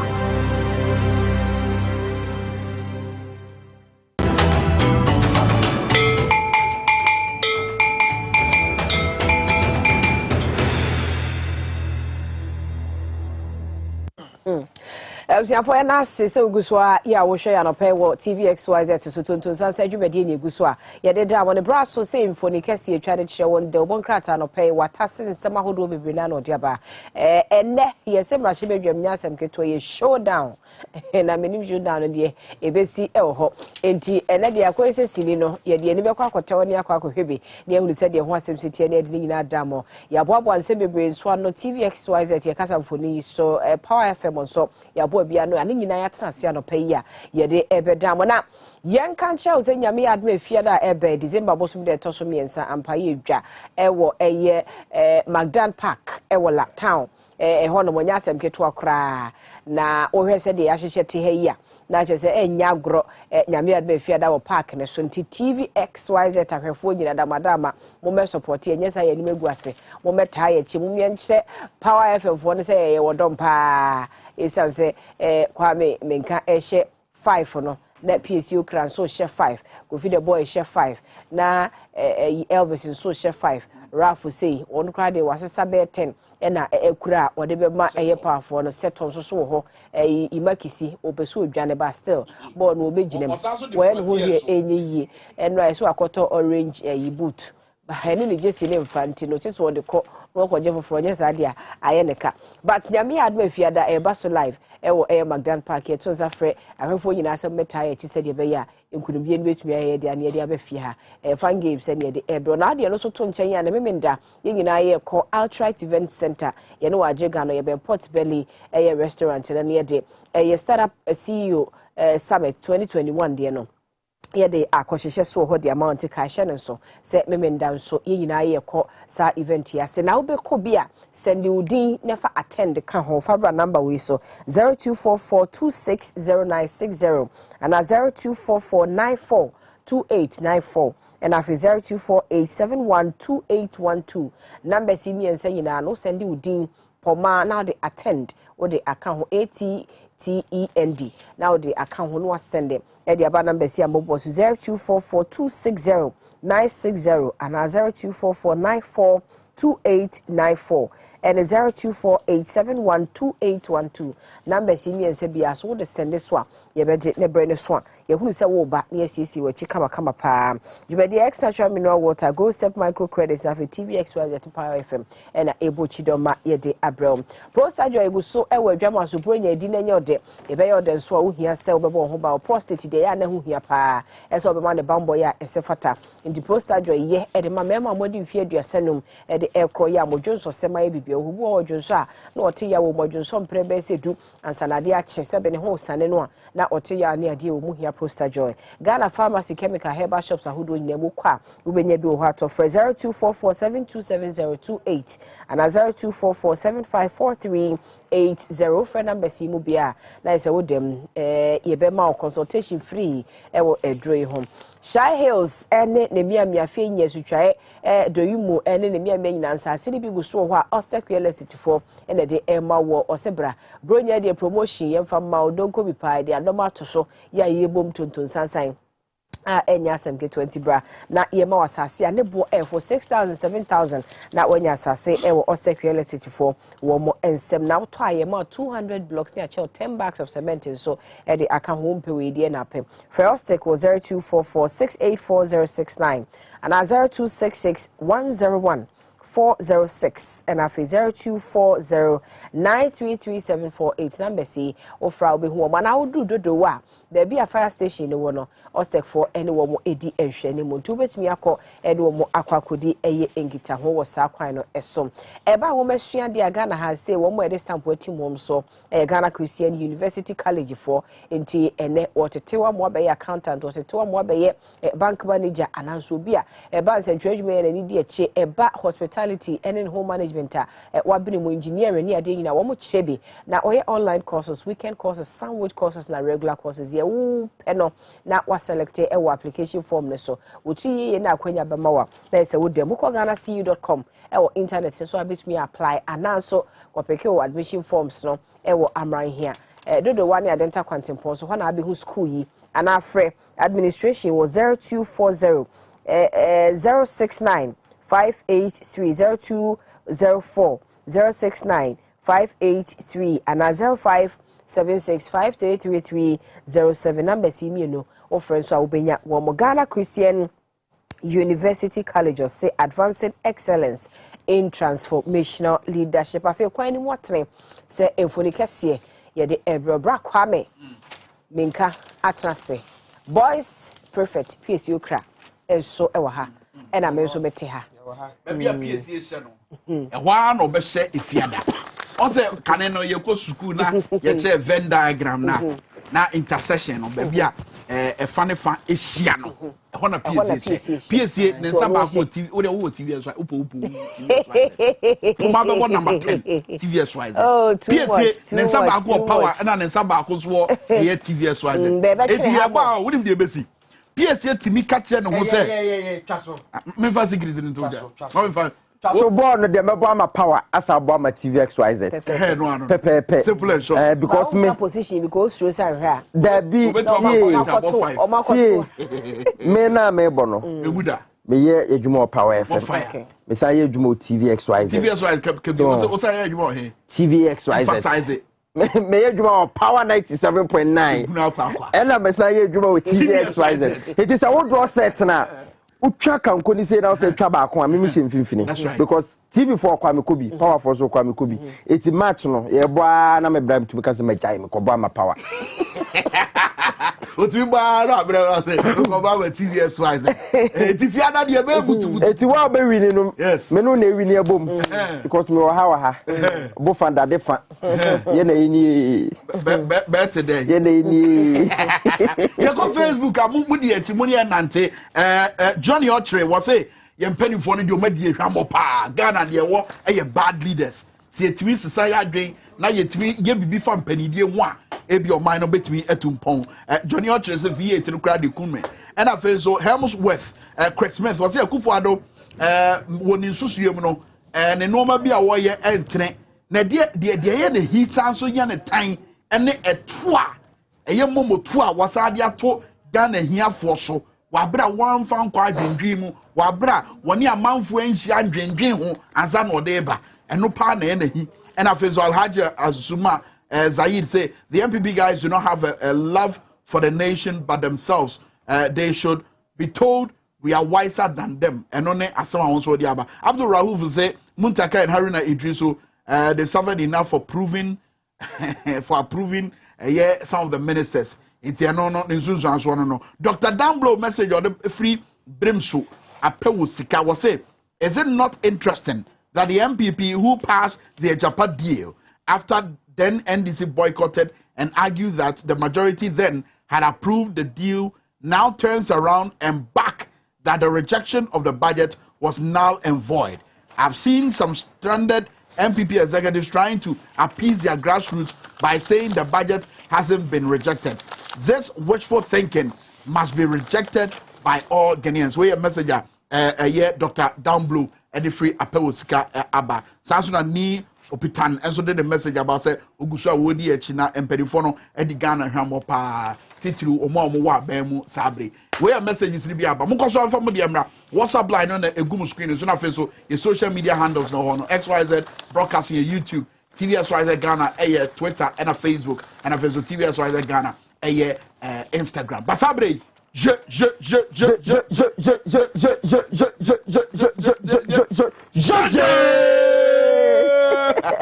le Western. We TVXYZ the power. TVXYZ power. We extension. We will feel Ultra. And I'm also as a broadcaster. Let me tell you. It's a fear that they say, and yes, you. Mr. Mastati Bob press up. You must test. What do you say?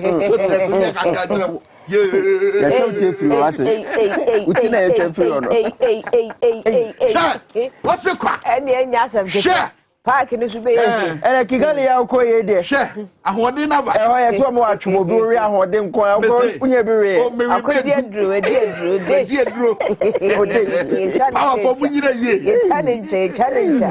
A quack or trouble. I work as skills.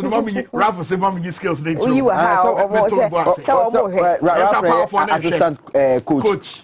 Say, you must say. You better ring and say, also we say, when you have a boo name, no, they ought to order a drama. And Jack has come up Mugabe Massey, and then the Hokani, a year mammy, or Bapa Kukua. You did a birthday, and I had a birthday. Now, so, dear, the crowd who cries, it sounds like 10 years wedding anniversary. Mugabe, or Bapa Kukua. Now, no wedding picture on the pan.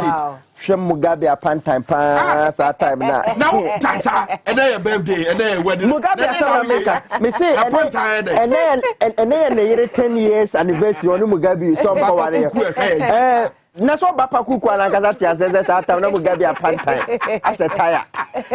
Nasa 10 years, who crap is at the 10 years. You put in the two us here, I beg and then Mugabe the end of it.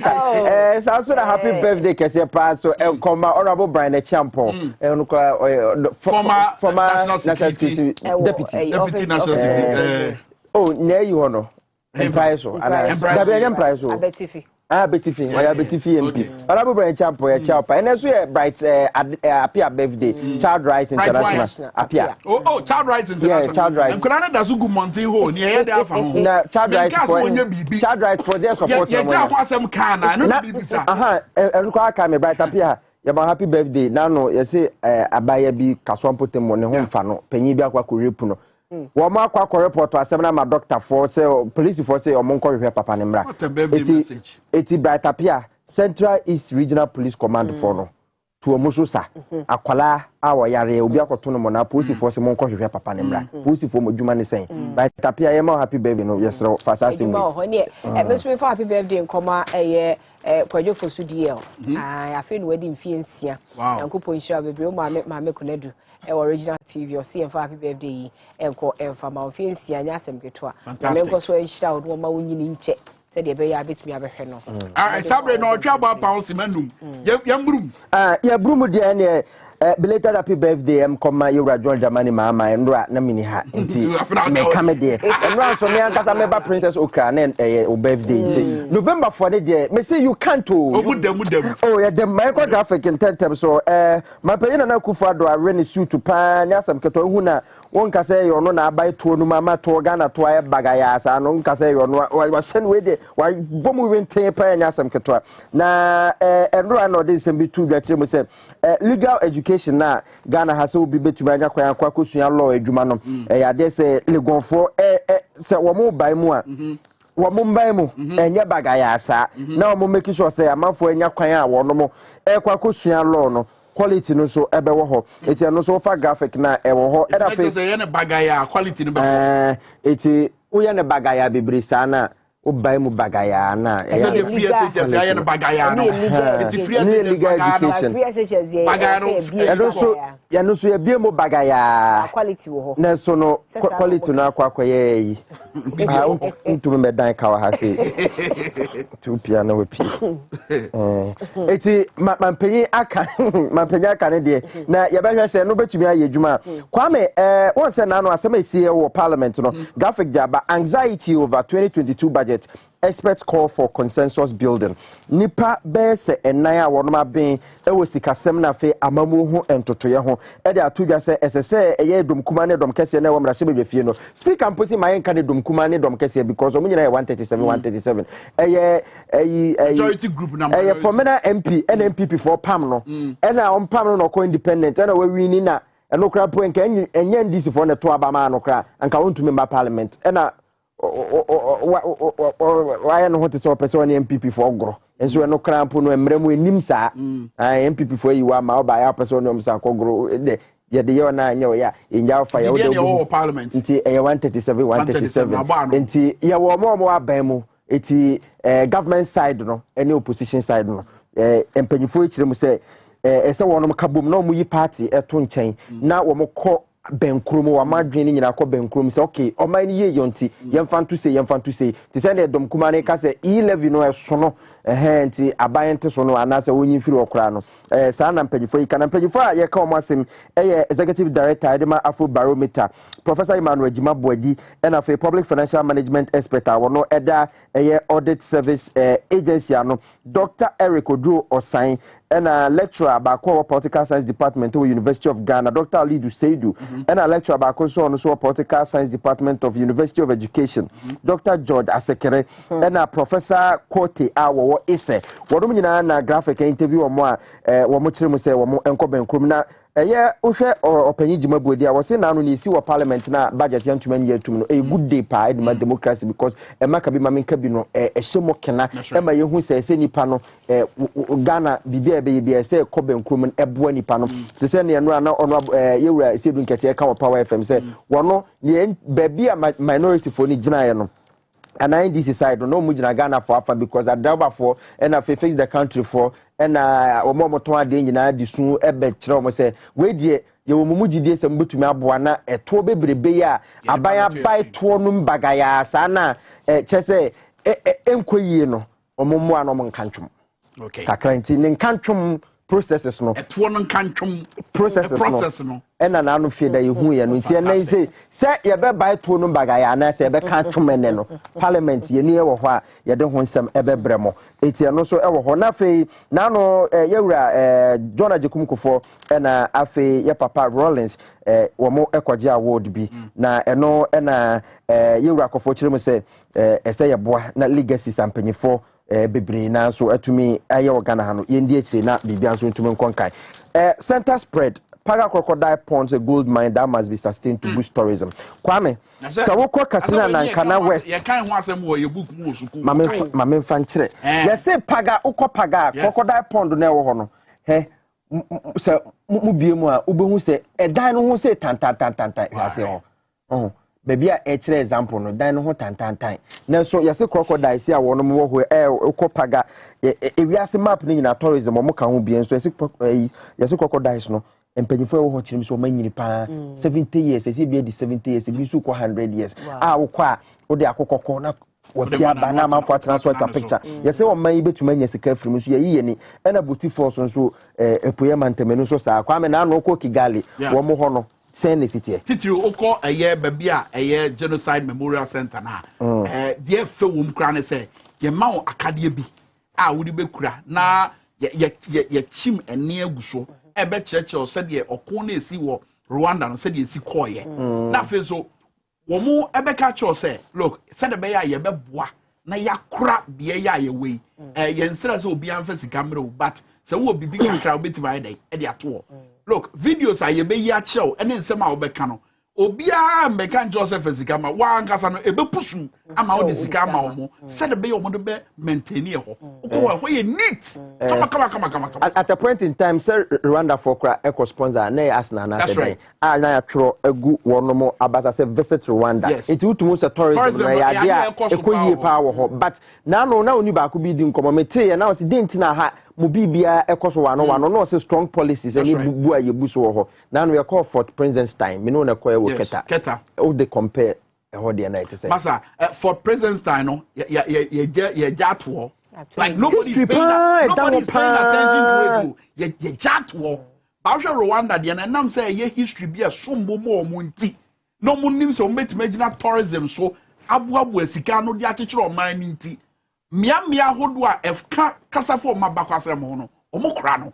I had the end yeah bini pagadi crocodile pond, boutique force, and a Fort President's time. And they eat them. Kwame, to the extent say a man na or more a form of don't conform to baby or mujareno. Yes. Or say a honor of people so into to mean to you, and a pension a silver ponano, so in Shoni and Chene, into to men. It's a man.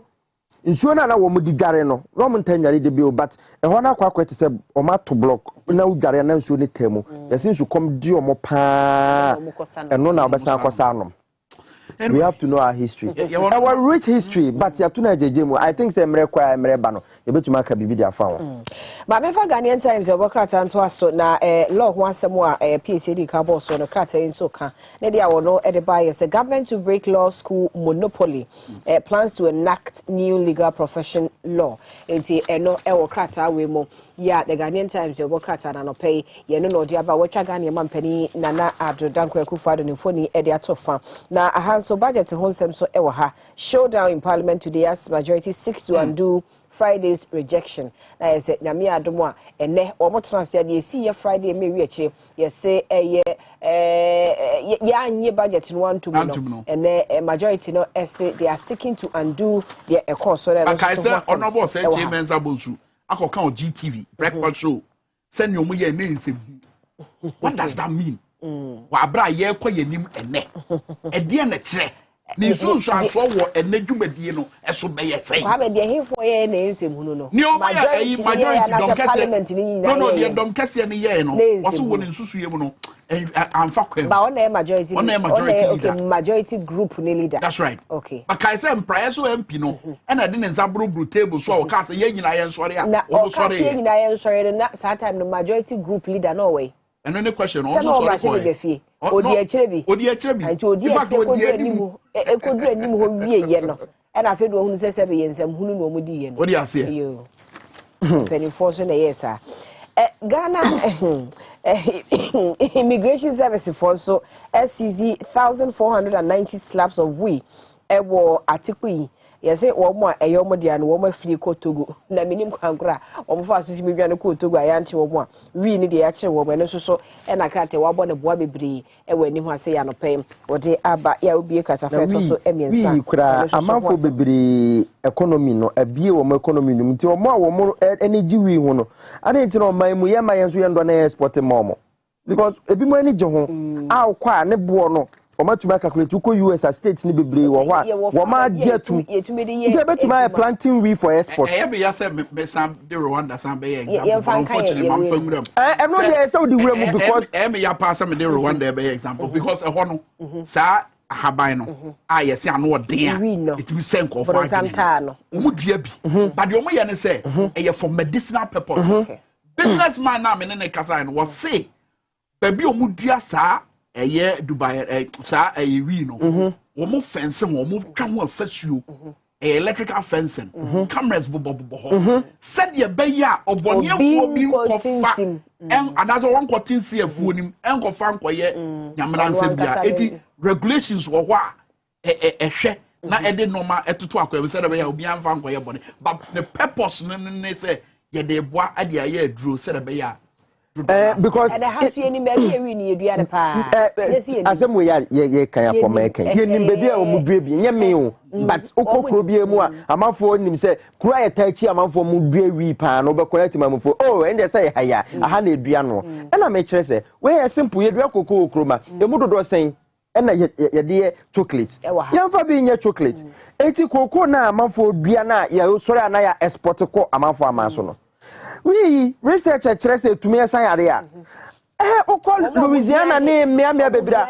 One more training me. Eti Ghana, yemdua we planting we for export. Planting we for the export. And also be eti anu so ye betumi akwa obi share is here. Yeah, sika o. No. Apart from some would drink sika no.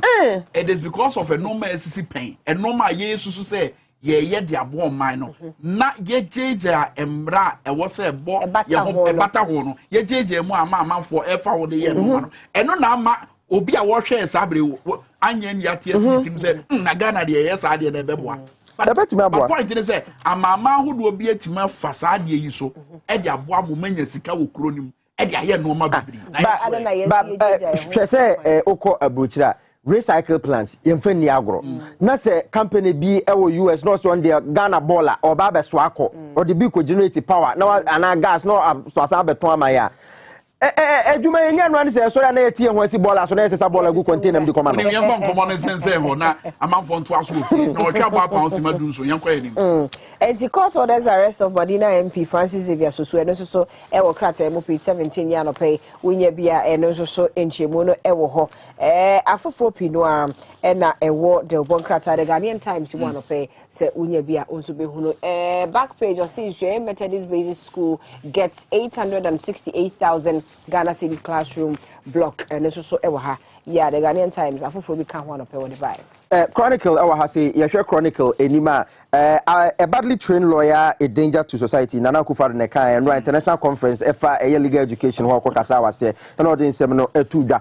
butu in parliament in parliament today butu in parliament today comes with a photograph of Oseche Mensah Bonsu na fe Yura Haruna Idrisu oda NDC MPs na no eno so ewa ha na echese ne yeni ewo ho a chese se wo mbeje tuma no munji ntum no enwa ye nso panyin a woda no National Youth Authority Pious enam hajide eno ochemu say budget no ahwemu hu say policies na ewom no bebu amabunu eti ese parliament etu na gitum etumi gitum so bebre ebi any you start okay you start you can be see entrepreneurship some for actual bankasa obunyuma aseminim say enkomo a ya twetwe wa ha pomane attitude for edidi ho nkomo bebre PSC wankasa wo ne amanfo dodo na edidi nkomo ewo ho ewo Tonton Sansan dwedie again back to Rwanda many abantie bia ono wo ye momo vendor edwetwe nkomo ewo ho momo wow share momo eho no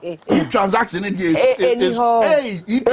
serious Ghana transactions okada nyina etwetwa no madiga okada nyina omo de na say okada nyina momo omo rate no be baso wo de me hwa de business ye many abantie ni di nkomo ena me busa na dwuma mu nsem se de sitie sikasem ekwan ofaso bobo sika no environment aban na create a ebo ama omunyuma no ekọ nanim anase ebrase wo de hwe we sisi na emrese hwade we how is business how is your job job is good because the salary is enough for me. It's enough for you. Are you married? Yeah. You have a wife? Oh, nice. How many children do you have? One. You have one? So how much do you make a month? In a month? Month, say January, February, March, April, May. How much salary do you make? How much is your salary every month? For every month? Yeah. 100. 100? Yeah. So in dollars, it'll be like what, $1? Yeah, $1. $1 a month. That's how much you make every month? Yeah, every month. Okay. So tell me, do people usually come here to transfer monies? Transfer money? Yeah, as in mobile money? Do people come here to do mobile money? Yeah. Which networks? Tell me. Network? Yeah. Telecommunication network. MTN? MTN. Huh? Antigo? Airtel? Okay. So do you on a normal day like this, how many people come to you? How many? Say 5, 10, 20. It depends. It depends. So today is Friday, right? One day, $1. $1 a month. That's how much you make every month? Every month. Okay. So tell me, do people usually come here to transfer monies? Transfer money. Yeah, as in mobile money. Do people come here to do mobile money? Yeah. Which networks? Tell me. Network. Yeah, telecommunication network. MTN. MTN. Huh? Antigo. Airtel. Okay. So, do you on a normal day like this? How many people come to you? How many? Say 5, 10, 20. It depends. It depends. So today is Friday, right? One day, Friday, 20. Tomorrow. So you can't really tell. It's dependent according to the day. So do you usually pray to God and say, God, give me money, or you believe in your gut and say, today I'm going to get money?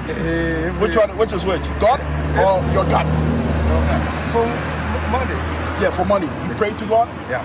How often do you go to church? Do you go to church every Sunday? Or you go to church every day? Sometimes you go to church, sometimes you don't go to church. So it's not usually about praying to God every day, right?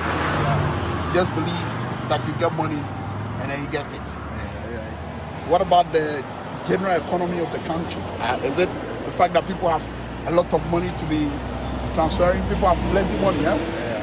Okay, now said yes, you coin no bebusafa or general economy said the city bebusana fa Nigeria a fap ninja bebusa question and say I said do na ya no say oh you're ready bear oko asaka and no man ready bear no saka and no man honestly PS ye poma so fa Kigali krom ho a and sorry e wo ho no wait me do wait back kind Methodist you presby say fire be you crossover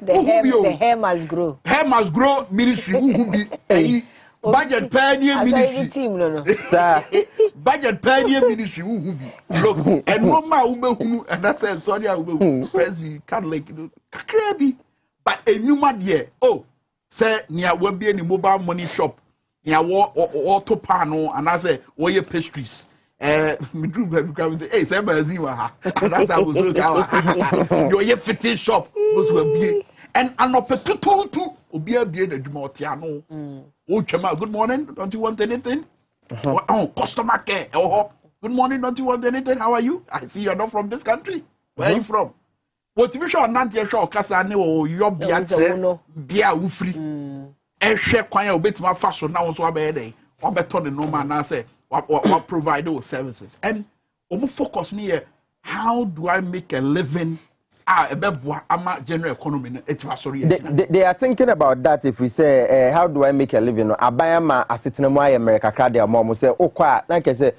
uni obi a onim sikasemo to trade nkomo ewo Rwanda sisia ube realize say omo loans no interest rate na ya there from buying for taxes in wo so bebre they are trying to make good use of the resources one more one there for instance Ghana has say mumba money so send 100 Ghana abai person oje 1.75 me na me send it 50 the amount will be some fan to bibi no ababeji mo 75 wonu so yi ababeji mo 75 it is 100 Ghana no ababeji ma je ho to nko abai say enum but hono entesa abai because okoje to ade chia you are seeing progress because nano me who some videos be try gatemu ordinary place be gatemu rubber cry anyhow entina BNFT me di twa to no is for say 11 no very very very dangerous and say yet so 0.5 and no the Ghana for betu matua and doctor 0.5 we ye professor Kwotema asema wono maka ise and enro ye wura kwabna do for so press conference bi and o chemu say propose 11 so problematic emwa Ghana it as a former BOG boss no hu ni say ababetu ma fa former finance minister ye nyina we so na yenko amapoma ho na enkomo so no ko de bre tew no ansa no mara betenase no enti brakwame enkomo ni nyina na fa ngomasua ho enti anopaye ne Pentecost University mpanifo ne mpanifo bi eka ho na etrase edi nkomo dia fa ye ngomasua ho enti me enkomo bia twen sisi sanse akwanya bebre beba ma ho ewo enkomo di ebedi mu yeba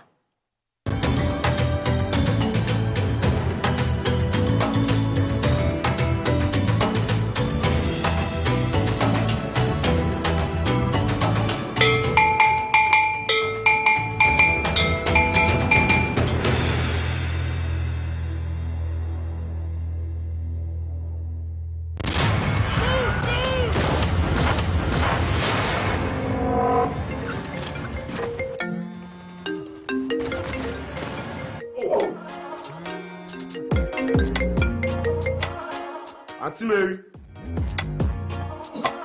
Chairman Tia block no so na fe na waba.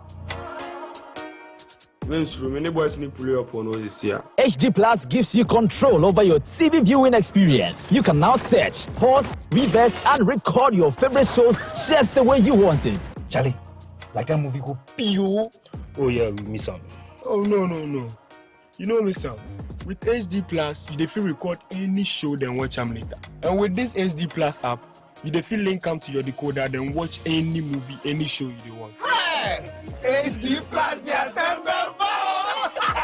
And now, when you download my HD Plus app on your phone or tablet, you get free data every month to watch TV on the go.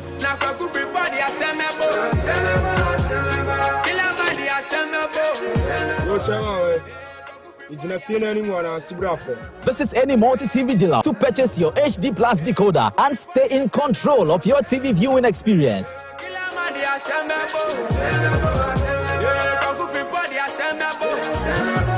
HD Plus, the feely experience. This advertisement has been vetted and approved by the FDA. Hey, good papa. Ganabam, if your what apostle, your waist, all your body, you make bazaar. Thank you so much. Me bacho mami Ganabam, me say ni no keto ani nsa.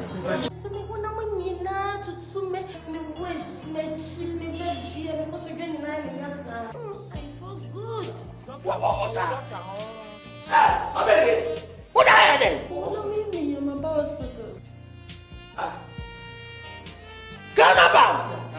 to wait here from doctor no. Where you there? Oh my God, 20 cities. This is tobacco. Ghana Bam, young to Emma to her. I first at tobacco. I found you be 20 cities. Hey, we need doctor. Nemo, say Ghana Bam come. Sound two. So also, if you make time for Ghana Bam, you can resist.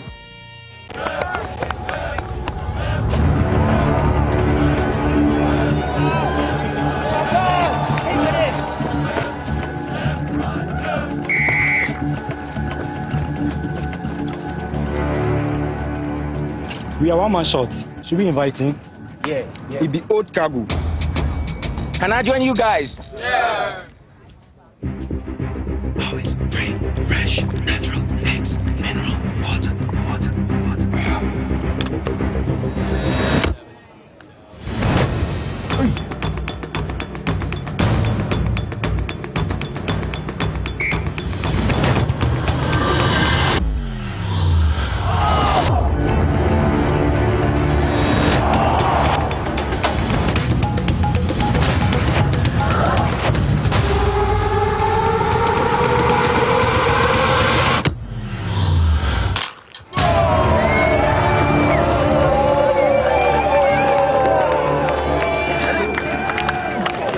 Still got it. Always keep hydrated naturally. That's my secret. Manufactured with the primary aim of preserving nature's finest minerals necessary for a healthy mind and body.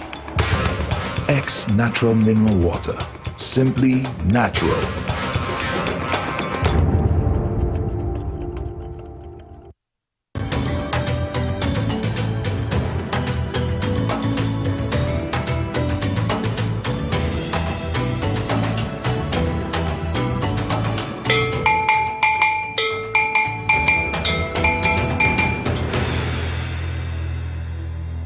Abusuafo ya na wase se oguswa ya wo hwe yen e wo Tonton Sansan adwumadi so Tvxyz to hwe live on Facebook ha ye Tvxyz Ghana YouTube XYZ broadcast wudi achi e wo ye Twitter yen other social media handles nyina so ene yen komo aye babedie ne sede mdi kan kan ne fa homasua ho enti anopa benim se wuyi wasom na watie enkomo be sanse career opportunities bebre won komo a ye babedi mu a ye bewie enkomodie no na chese unim ba bia wo so de ho fa in terms of education and I say women's and I say Juma and and says man pay and sa company for akese you know ewa ya ye de omo eba bedi ye nkomoyi na ye be kasa dia fa ABE UK career opportunities a ewo sa sector no anase sa ahweye ho ene mu ensensem bebre na no pay Mrs. Carissa Carrington Nunez ewa ha wono Africa and Caribbean's director for Association of Business Executives UK enti ye tried enuditia and your friend ABE no anope omo ha ombe cheche mu ama yatiase afi Dr. Alexander Amobafo enso so ewa ha say wono director College of Foundation and Professional Studies ewa Pentecost minim se menya ni ye ewa Pentecost University enti empenifo emi no na ye no omo ebedi nkomo bata no pe de wo munye unya ni kwadu adikwadu se de be ya abrofo no aye be ka no obeti ase yi pa na afi yedi enkomo Dr. Mrs. Carissa etwi no nkoyi papa enti already abrofo no a eno de ebe mai but ye Dr. Amobafo wa edi bafo ne de na ese twi no no so ebe ka enti anope de ye ba be frafra na ye de amount ewo ye nkomodie emonti megide ese ye nkomodie nkwa wiye no na wo so wa famo bi ede abo wasene mu a ebe boa papa se dem di kan na anope ye nkomodie no efa bibia ye frɛ no ebi eho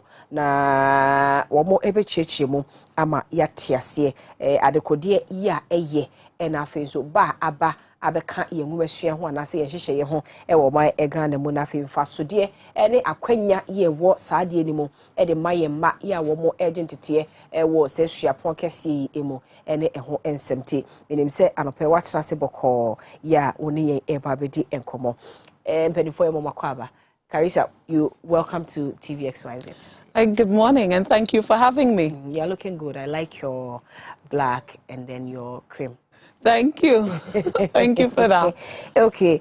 So first of all, okay, my Mesha seem free Pentecost University and Sana Ibia Yako Carissa. So why this relationship? Okay, first of all, Carissa, what is ABE? ABE is the Association of Business Executives, and what that is, we are a skills development organization out of the UK. We have about 50 years in this environment delivering qualifications. And in that 50 years of our history, what we have done is partnered globally with accredited partners to expand our reach and bring what would have been traditional type British qualifications at home, locally, affordably, and flexibly to certify and empower students who choose an alternative route. So that's what ABE is in a nutshell. Okay. And then why did you decide on Pentecost University? Why did you choose to collaborate or to have this relationship with them? Pentecost University has had a long history with ABE. They are a quality provider. The caliber of their lecturers says something. The environment in which the qualification is delivered is also important. And as well, the way their students perform has even prompted me to visit personally on this trip, Pentecost University. They have annually continued to provide numerous top paper award students for ABE, which means students right here in Ghana have scored the highest mark for ABE globally, right there at Pentecost University. So hence the reason for the partnership. Okay. And so since it is a scale something, are there job prospects for students who engage in this ABE thing? ABE offers a world of possibility. Let's start with first transferability and progression.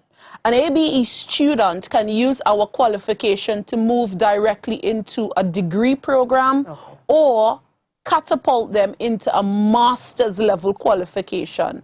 And whether their choice is at home or internationally, abroad in the UK, Canada, Australia, anywhere in the world they choose to go, or even across the region, the ABE qualification empowers them. Now, when we talk about jobs, our qualifications are rated on an international framework, and we focus on empowering our students at every level. So if you're thinking anything in the field of management, human resource management, marketing management, specific areas of leadership, embedded in our qualifications are elements of strategy, critical thinking, and even impersonal skills and communication. So the ABE qualification actually is what employers are looking for. That even how we assess the qualification is another key, because there is not only the transferability of skills, but the development of critical thinking. Okay. Wow. Enti abusuafo afei na wa join here ha Tvxyz anope ne Mrs. Carissa Carrington Nunes na ekasa wono African Caribbean Director Edema Association of Business Executives UK and afi Dr. Alexander Amobafonso ewa ha ya wono so ye ni wo mo ekasa dia fa African Business Executive dwumadie no ho ene se de ho hye sitie na se de wo ka no wo mo aba o my God mu Pentecost University no mo choose here because of school na bakosem ene nyini school na nyini wo humesua ene akyerɛkyerɛ mu wo hwɛ se de wo mo ede wo mo koda ne fantitie mu ene ade na kyerɛ wo mo school bi a wo di dwuma bi ati se ya na wo so no mo di nkita ho san se ne wo mo hwehwɛ no wo ho ya wo nsabeka mamema doc mremo ansa na yasa akɔ kari so doc fa yebrafie said ye be ya yahwefo nso ebete saa ebi nhihye ya si yipa na fa wi a asamba ko bi ho na memisa we no nso so hima meda was machia wahwefo nyina be sam na no pay said ye Carissa kan ebi abodi a free UK abagana for many years. Okay. But Pentecost University you know more nkuta hundie no kan say enam ye teachers ne facilities ye wo ye ho no teaching po ye students are there no the whole world student omutwe no ye center and omu affiliated to ano omunya the best awards among globally you know I say ye boy homodin Emma, and you know, Pentecost University, so yeah, we care about the spiritual, physical, and emotional aspect of students. Like I developing into that. Into center bia so about be soon there, Ukraine, we feel na you've been imparted emotionally in a way okay. We have a mentorship, we have a counselor always. Odo be quantity must be about impower free school now call a jumama a quite a so bit me I CD and how to make it at the end of the day anyway until we provide a whole lot of package for students and that is why we partner with bibi a wo betumi de a federal degree and as a masters and AB no AB more or less make us just like a degree okay. But the most important thing about AB is a degree take 4 years. But AB you know take less than by 3 years time no when you're up to your level 4, level 5, level 6. Okay. Into we do level 6 no way we are just like it said you war a degree with my masters. Say you also about my with my masters even international you Safford and also a degree about in UK. Okay. But center no way honum into AB in a bit man your masters directly. And now say input level 4 no we person progress ko eba degree so o akonya say what the beba degree yeah.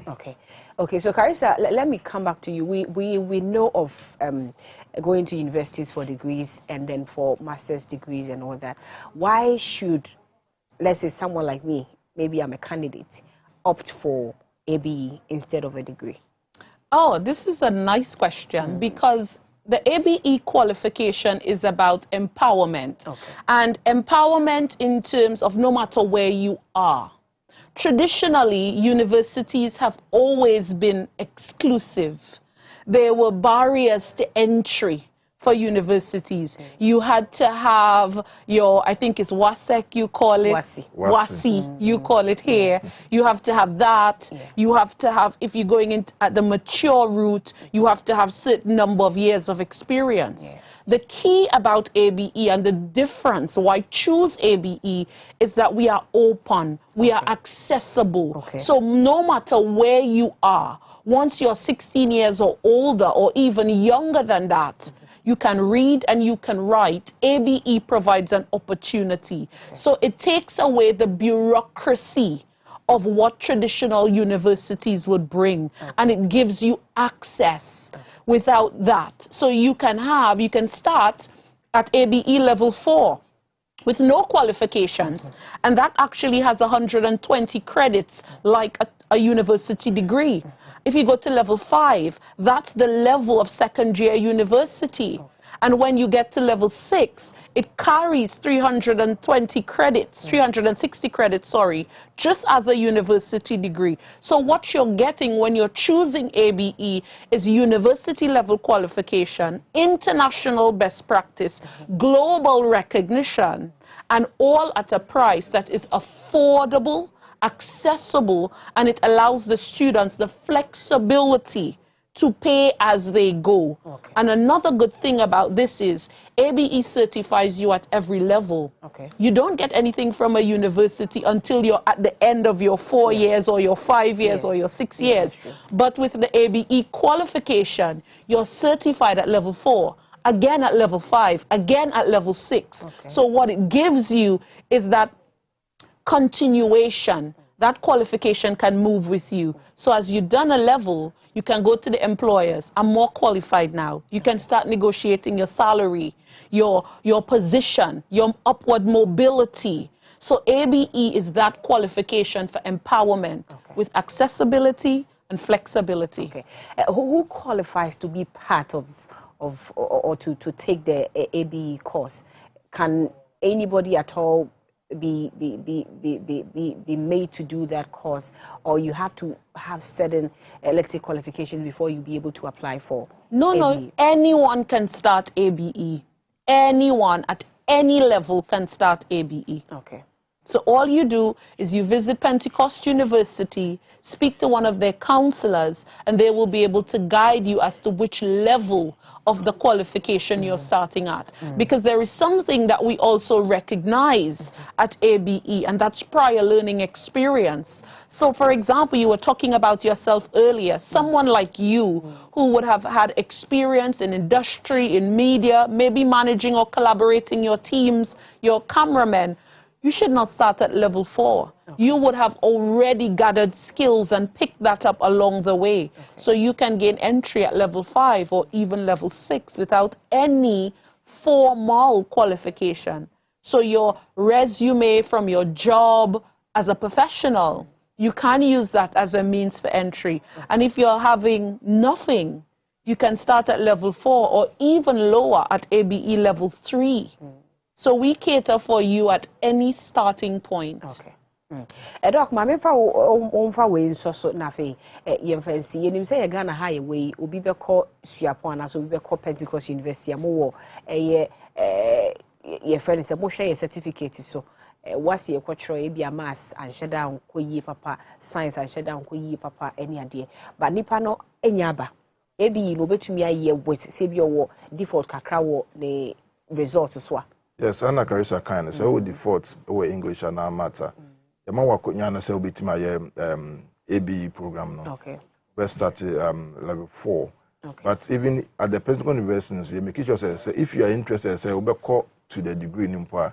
There were at a chair form do we call maths and English. And said we are betima pass and what menya that entry to the university away. In all no, we were defaulter. Oh, no Pentecost University. But I mean that most often I say ABE is a degree on its own. At the end of the day, if you're able to pursue level 4, 5, 6, you can pursue to the masters.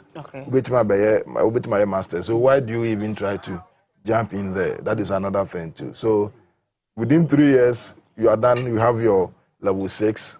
Then you do your masters. It will be to be class at university no level 100. Na be was switch be ABE, you know. Yes, if you know, this is a professional course, and it's internationally recognized as well. Okay. Yeah, for career progression, for further education, I think it's just an option to a degree, more or less. Yeah. Okay. Carrie, we are wrapping up. I know most Ghanaian students are watching you. What would be your final words to them? I think I would say to them, change the mindset of what traditional education is and how you go about accessing your route to your degrees and your masters. The world has changed. We are now talking about the new normal. So much has changed. And as a Ghanaian student, I think you should visit Pentecost University, no matter where you are or what level you have done. And I'm sure that there is something for you with ABE. And ABE being internationally recognized, you will be joining an alumni of over 1.1 million graduates. I am an ABE graduate. My daughter has completed the ABE qualification. So there is no hesitation. And I think just as we wrap up, I would like to say as well to the employers, consider ABE when you're doing your hiring, your recruitment. Many of our students have gathered skills in critical thinking, problem solving, and analysis. Degrees don't make money, people do. So when you're hiring, hire for skills. And when you're choosing, choose a skills development organization. Wow. That's great. Doc, Kakrabet House would be so na yewi. Some America your hair in at Pentecost University we offer so many programs. As I said before, it's a place out bar. You're much concerned about your emotions, your spiritual aspect. You know, the God factor is always important. And by the time you finish any program with Pentecost University, you know, you come out with someone you love, and the society is going to be a part of you as well. So at Pentecost University, we have the resources, we have the lecturers, we have everything that every student needs. So let's all come to Pentecost University and to experience, to have the student experience. That is, a good one of things. In Pentecost University, be a coin modia tour, Eddie Magana for United Chew, as you imagine to tear papa in free or Modi Yamesem, air show one near the women's so town near the AB and so, and also the P. County, Ube free more of an ice one casa rouge now naso, Pememia and Yasam Kitua. And I'll pay Yene Mrs. Carissa. Carrington Nunes and a Kasai Wano, African and Caribbean Director for Association of Business Executives and Kasa, we trying to say ABE UK and Dr. Alexander Amuba for one of the Director College of Foundation and Professional Studies at Pentecost University. ADC higher sorry, Kwame Minka at Nase or mine no bet Nase, nothing comma and one shebedrum. And it showed down no because one and someone would see 50 fiadanoa and a banning in a fire budget home and a horse and semi bano or the Mukumudi at the down to Cobebia, Yabassia.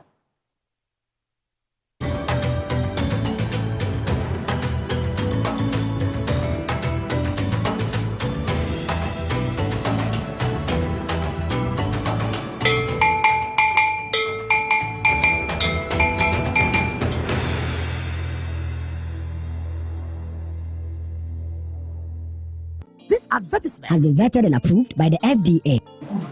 Hey, good papa. Ganabam, if your apostle, your waist, all your body, you make basa. Thank you so much. Thank you.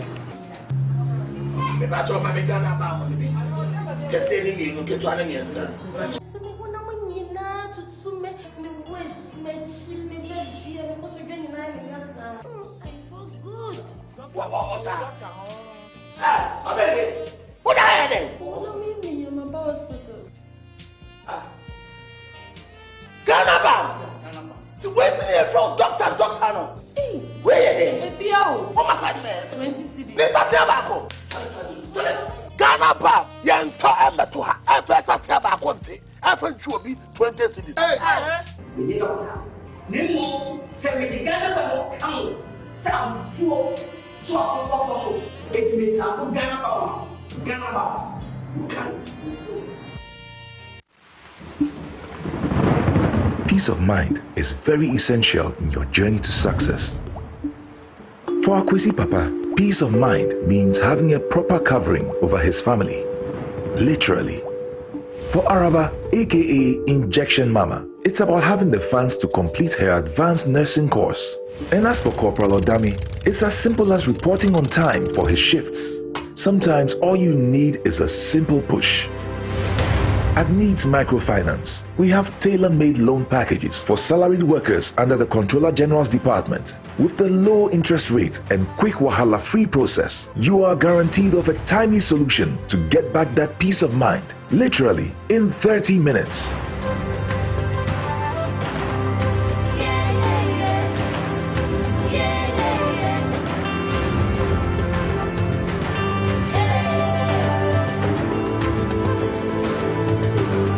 Needs Microfinance. Growing with you.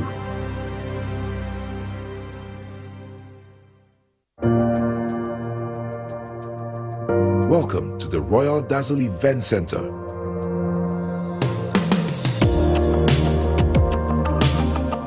With a lush and well-maintained lawn and garden.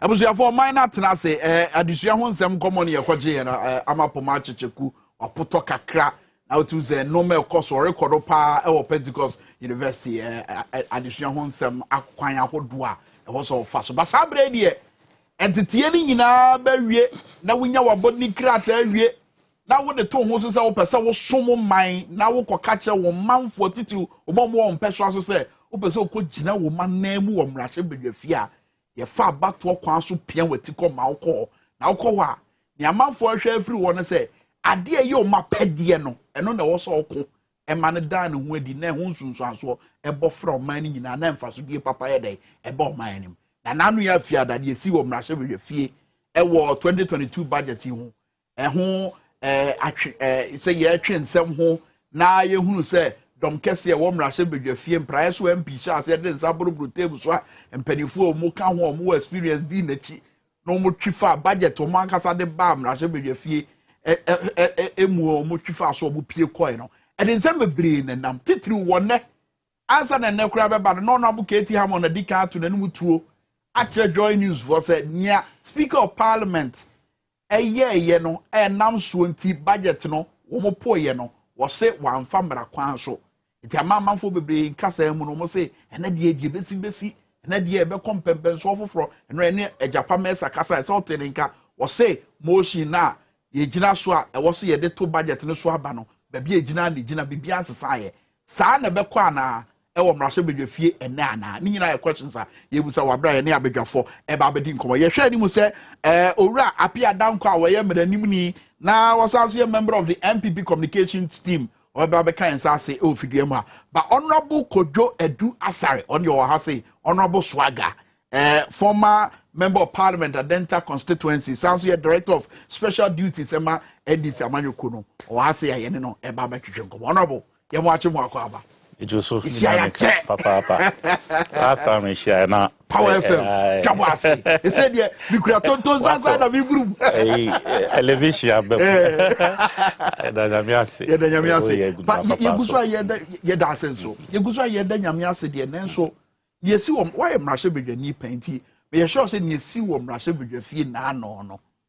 Eye wonwa anasa anyo wonwa. Titiri wo budget ne so a na Ghana for dodo na asigina ya kire o madwen won ho a na ehia se wo se mrahye bedwafie sigina ya bia ene Ghana for apede be ye penen so e ba de ba ye ti se de ehunu ye no say na si pemo me chiawo tiefo chiawo producers ne production team ni nyina na me chia Ghana for so ehwe ya no pen em say obi be say this were shadows of things to come.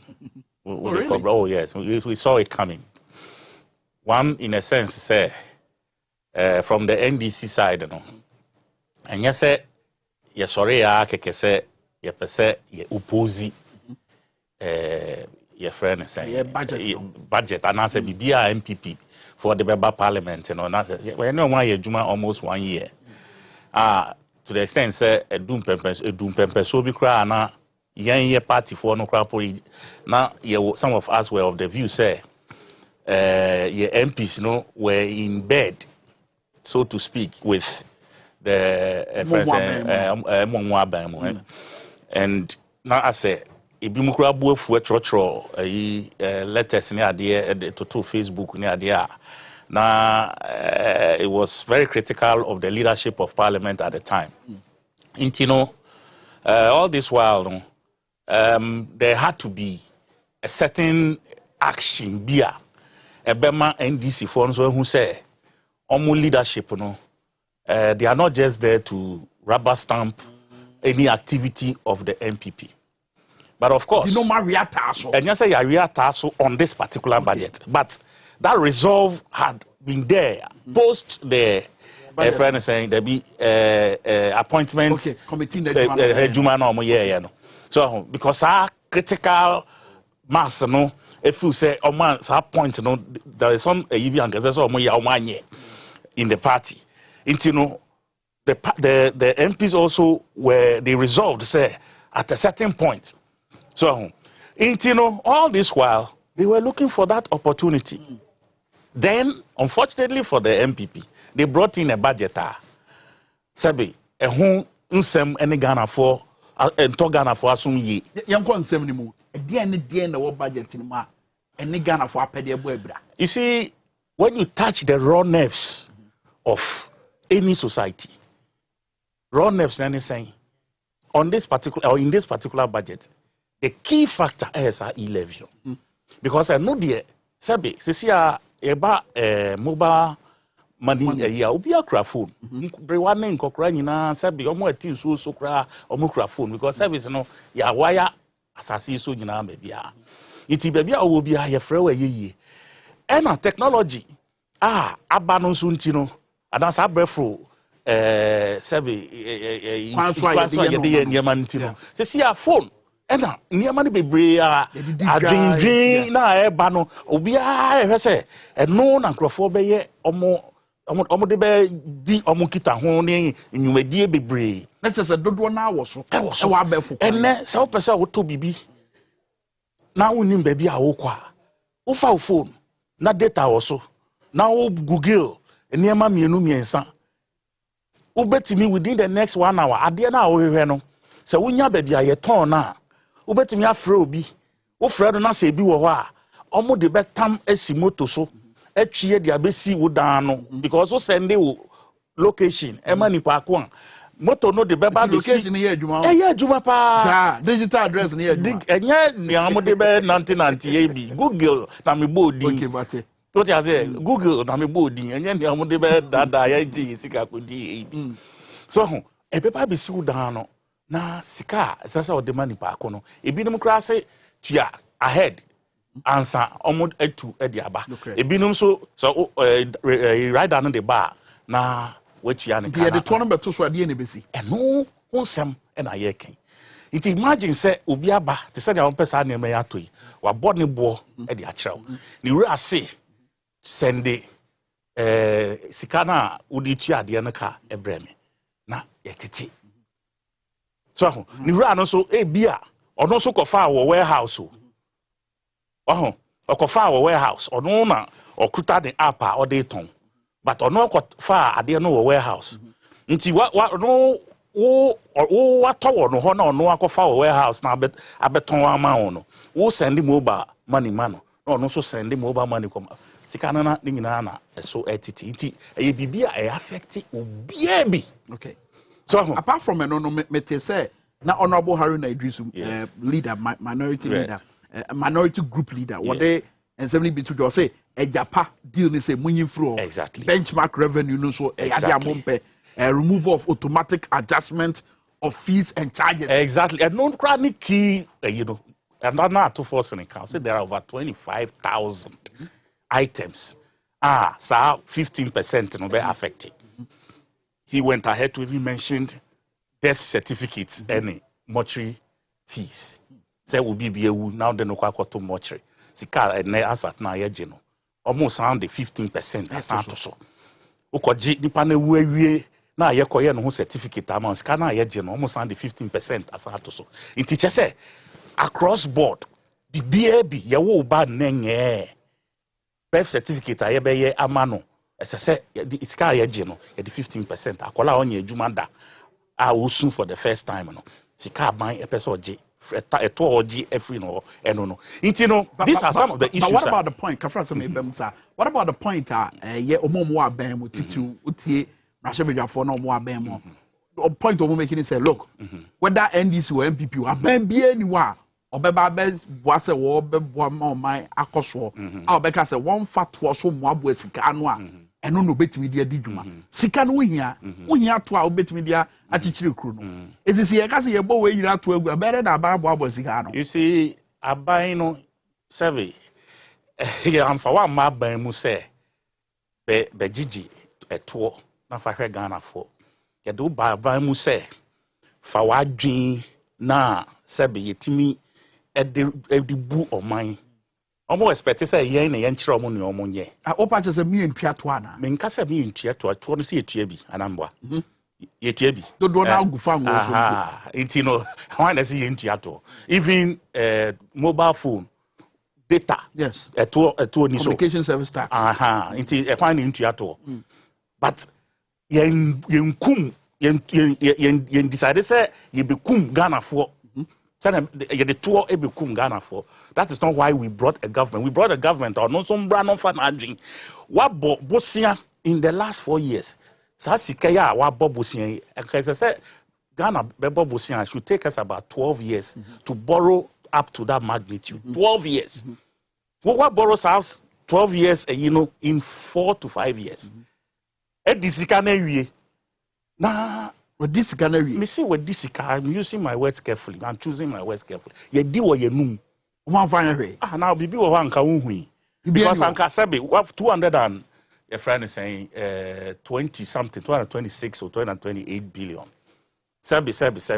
And then factory now person we see wo mamu ha anka by now 5 years time. Enye juma amount so faso. What you say? Sikana ba be fa onsem. But we papa we sabi papa we kotobonko a wonim ye disika ye woni ye disika hye wanu mu a obeya abenkwan di katenkwan di katekonto eto de mreni ne magumadi na odi wi a wasa akobo bosia say eno so u ba bidi because you see we have capital expenditure in the last 5 years bisa who say capital expenditure sen ni aye because capital expenditure na eno na be kire say e faso bi ebeba ho daachi what you say consumption there aduane ayedi like niema ekwa ensamba so if you put money in consumption so consumption so ka abayadwuma efo aketua eka consumption ka say enka ho but what I'm saying no but make say eka ho I agree with you but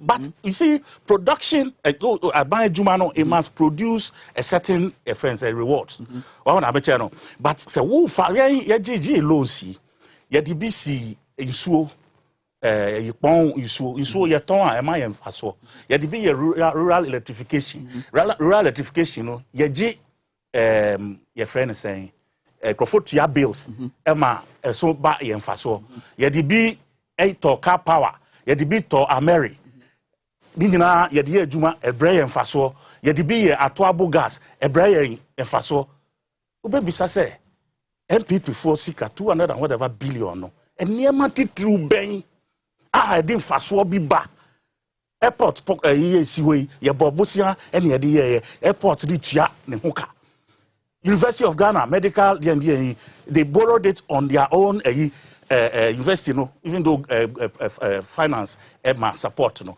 omo be adwuma editua hoka so you ask yourself say what exactly and as 200 and whatever billion no ekọ mu a ede enfaso bi ba say ene say wo ka say sa sika no ye hwe ne niema ye de ye ya e beti asan be boa yen back. Those are the questions we should be asking ourselves. Okay. So if you push your money through consumption na say enfaso bi anfaso amba you have wasted the money. Okay, ye ba be call parliament technicalities no so ni akofa twema mentwe ne nyina aba but ba bia ye gina no eye no ma dom kumani gina so aka se yantene na anye ni ye a ene enu enti na budget no omo angiantum baba me fa kwanya we so na me ma eye owura apia dankwa we meranim ni sanso ye member of the NPP communications team amana akwa aba eja apia dankwa akwa aba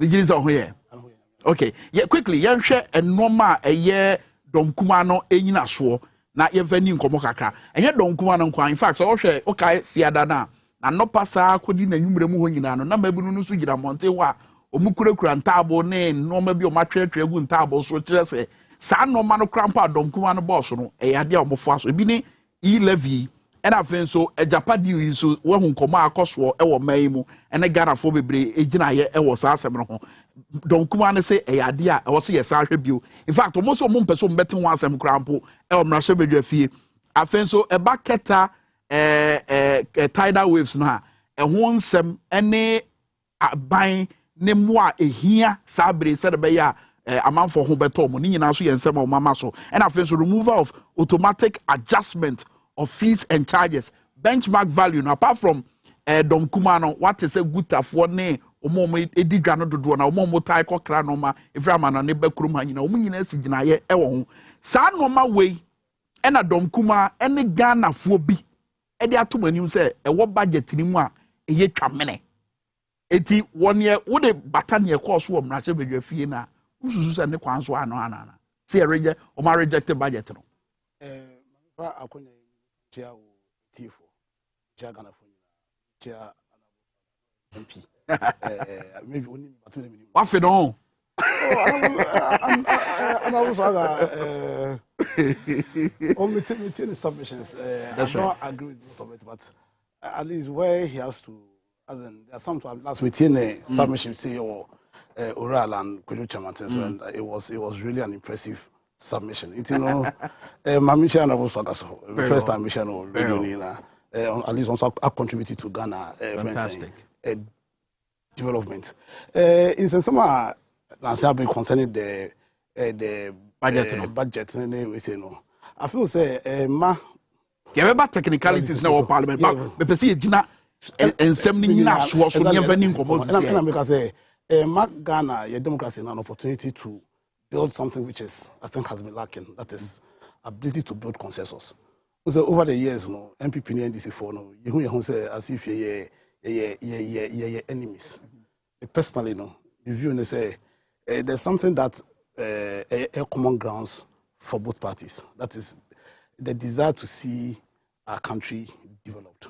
And so because of that, you know, the MPP, NDC, you know, we should have that at the back of our mind. Say what is in the ultimate interest of the country. Because what divides us, quite for say, or your views on how we think the government or the country has to be developed. No. It's my main question now. Where am I boss in the interest of the country? So, with my mechanical in the interest of the country because someone focus yempe, E-levy, Ejapa, benchmark value, get that tidal waves. If someone pay, if you say omope, say you be and say a friend on pay. Me immediately say omo for quantify omo so omo pe no omo ye be say. I wouldn't know because there's no scientific we say the parliament representing you and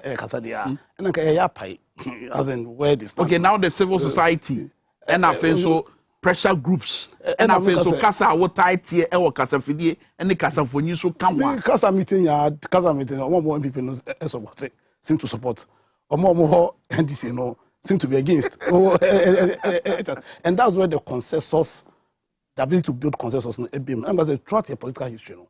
If you are quite the divide is too sharp.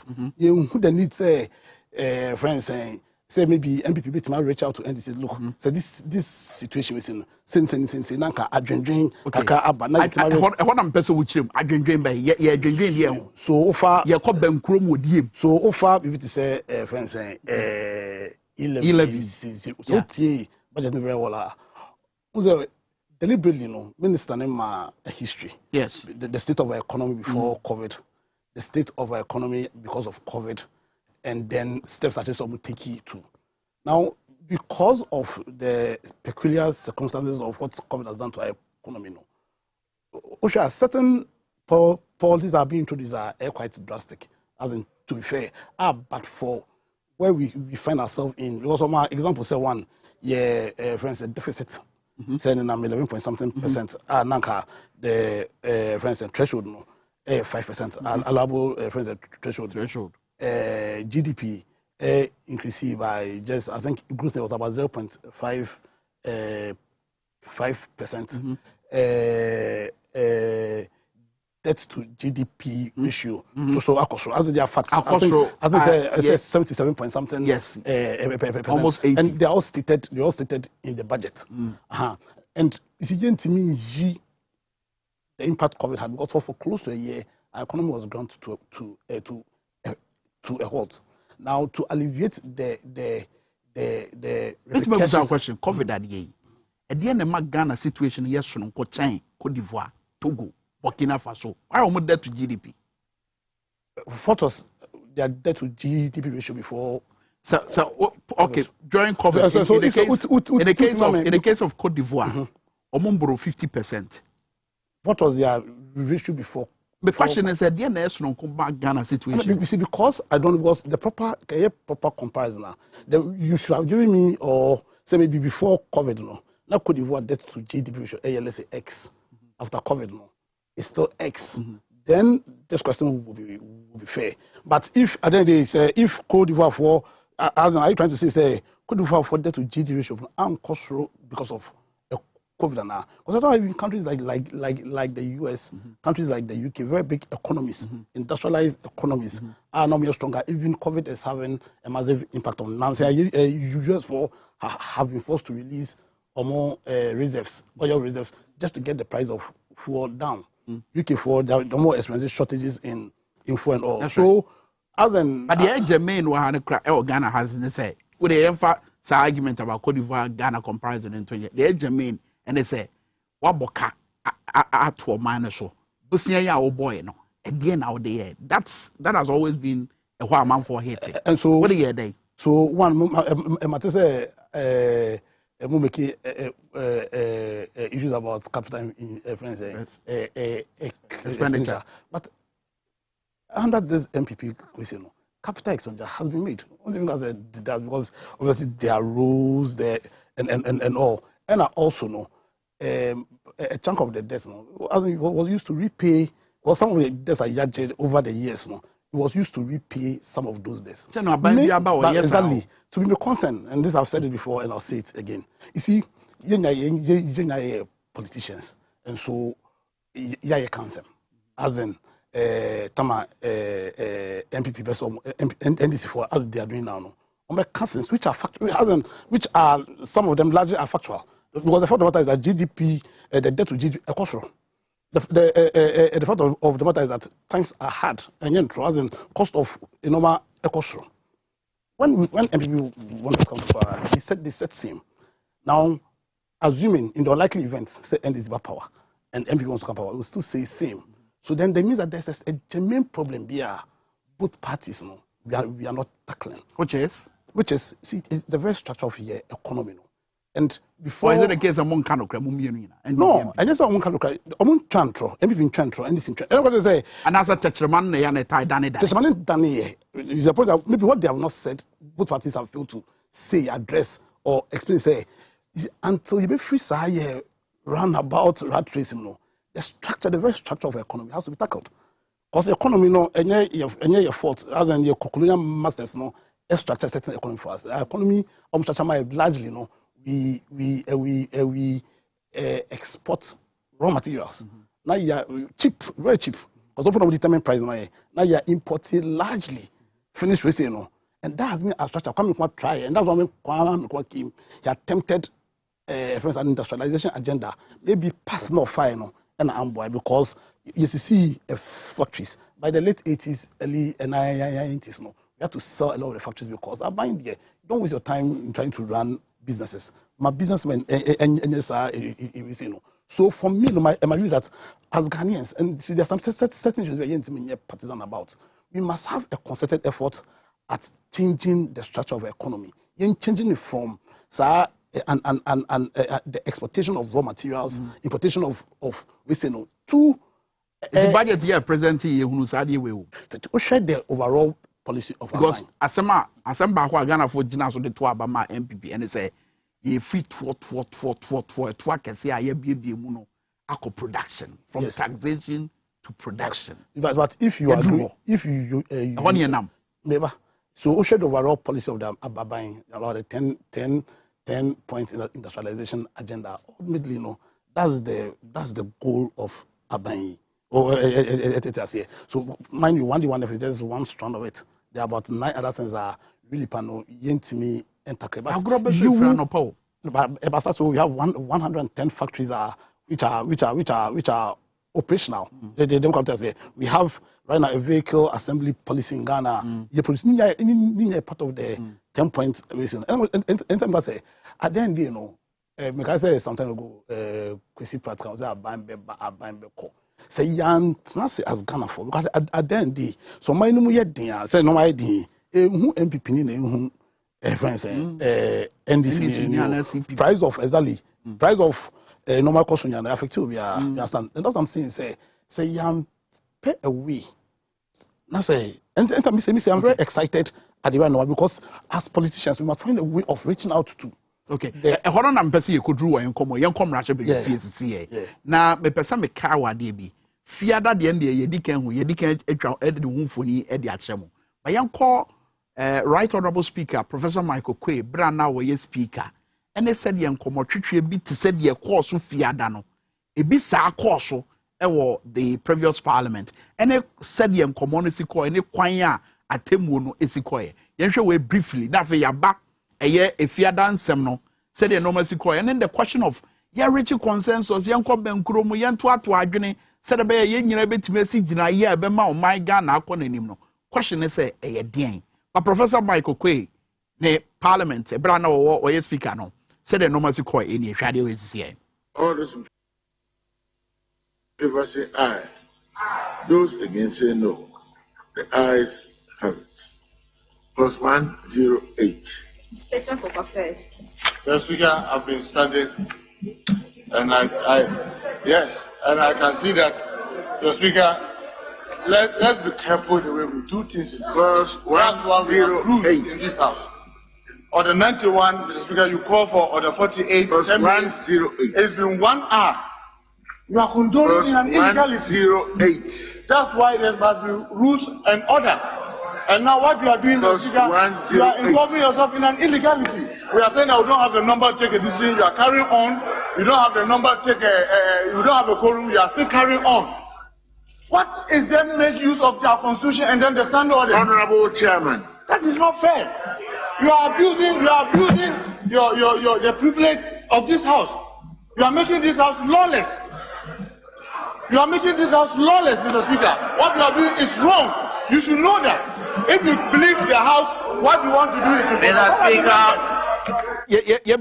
Enti wo kasa nyina honorable Muntaka wo kasa nyina no. Obi amfini atwi ani na yeye business ana ekoso dada no dey ekoso. But why wo hwem no wo dey fa tutu ne esi fiada no. Question me busan say eye pa na say enye pe. Honorable me sha say free ho. Difference be no. Difference na say in this particular case leader no sorry ejina ho or say ojina wait or cut or draw minister speaker no attention say ojina ho for some time and usually leadership bench so be sorry to say wow obi kra kasa wo achi na say leader be sorry whether from wo side or now the opposite side you yield so they are giving priority for a speaker to overlook a leader was sorry ejina ho all this while, and you could see from body language say ignore no so I don't think normal circumstance and yet the friend say microphone no crowd and say also so but he wants to draw the attention of the speaker and the speaker is not deliberately not and yet the same thing in price so MP no one sorry and kase or speaker attention he never did that what I said in this case or will be bigger as a son called the family leadership. Na leadership. Sorry, Nijina on officer say they were assembly me person me the tuja. And don't also forget, say, at a certain point, the camera was on the speaker. Na or say or person or 10 year konase and then will somebody explain whatever is going on to him and noise bang bang bang bang bang bang bang let's go out obi ambassador and all of that and so those were there so and the speaker was calling for somebody from leadership to even address them with whatever issues and of course near here and say there's somebody in the at the gallery your person will free her based on instructions are what the ama say yeah clear ministers MP how many voting rights even if you want to extend it to somebody at the gallery as I said mama leadership and ebisa sa opportunity no so if you don't do that now say wow a backbencher now utimi ba be gina enim e be push you for out and the leaders will also follow suit. Then for me, I think say a big disrespect to the house. To the speaker. On the back of not, this, not the house. Yes. Okay, on the back of this, no. Sabem Krima, lawyer can say a honey beer was a mutimidru. Honorable Search Mensa, Honorable Search Mensa Bonzukrampo can say a ho and Ususu say was a Russia be your feet to me, Druno. Omebe to me, Chivuana, but my answer that's to say, Mamiko, Russia be your feet call live near said the normal ACT Sabi. Princess Arita and him, your parliamentary correspondent. Princess, can for you in a chair, send a normal city on Russia be your feet. Your company, some of the people must be just in a mecha in Funina, which means that maybe you are a checker car, members of parliament, no do bona and abba. Now, one I mean, one so be brainer and minority members of parliament. Now, who be brainer say, or maybe Pim or Hasi. Then, so to know both members, Ninano or Mobana, ever person. To say, make us say, you can see the cars, no, Pakiano, more Paki or car park. Is that medicine we jump for as at this time, no, make us say, myself, your phone be brave, na, and our leadership, or money now, so about now, me say, for you be man, who, and this in penny for. My secretaries no so be brave now, so I has said, this I'm the say, minority caucus, no, meeting be. This year, I can say, it's a meeting for you, Kwame. Okay. But don't catch your name. Almost a meeting because okay, I said the last time at Tennessee say be Becoswano or Mobile Bobo budget or Moko year in Shiemua. Don't come on a bam, Rashabi, if you are no more chance or Mobaba no more. Later on, between them and Shiemu no more. Don't catch your name, Shiemusa to say, don't come on a nana. Well, Kwame, I no means me and confirm, but I am not a Madonano, and I say in Primpino, I am not Omubana, Omoye caucus meetings and various members, and I say both parties no be earning in go for Etakushia, but I am not there emergency meetings. As at this time, no, mean to me confirm with the majority because that obviously I say almost a meeting and as almost in CMD by no mean to me and confirm that with a minority media I can confirm with everything say yes or more meetings and many to in penny form of penny Samanyukuma almost everywhere or more of your face and almost any or more equidation. Well, infancy, Eka Bessa China Fe, your Twan Commotion, work or sweat for you. Princess Arita and him, your parliamentary correspondent, no. For you, you know, can see any honorable. Not let them say whether or not consensus will be to my back. Look at in the situation, and this in penny for us, I say, consensus, it depends on near Ordema and in near Orgy. Who is giving it and who is taking it? You understand? Who is offering? The posture now, MPP, a majority for an fan, especially how they worked out, and subsequently, Omo Kasa outside Parliament, any threats, any who I say they have a certain condescending, and I say some sense of entitlement to be, and I think say they have not. So far, in the last 1 year, no, what's the word? They have not been able to step out of some majority. You can't say no more in the last parliament. What you say? Yes, because you see, they still hold that. You said because they are in government.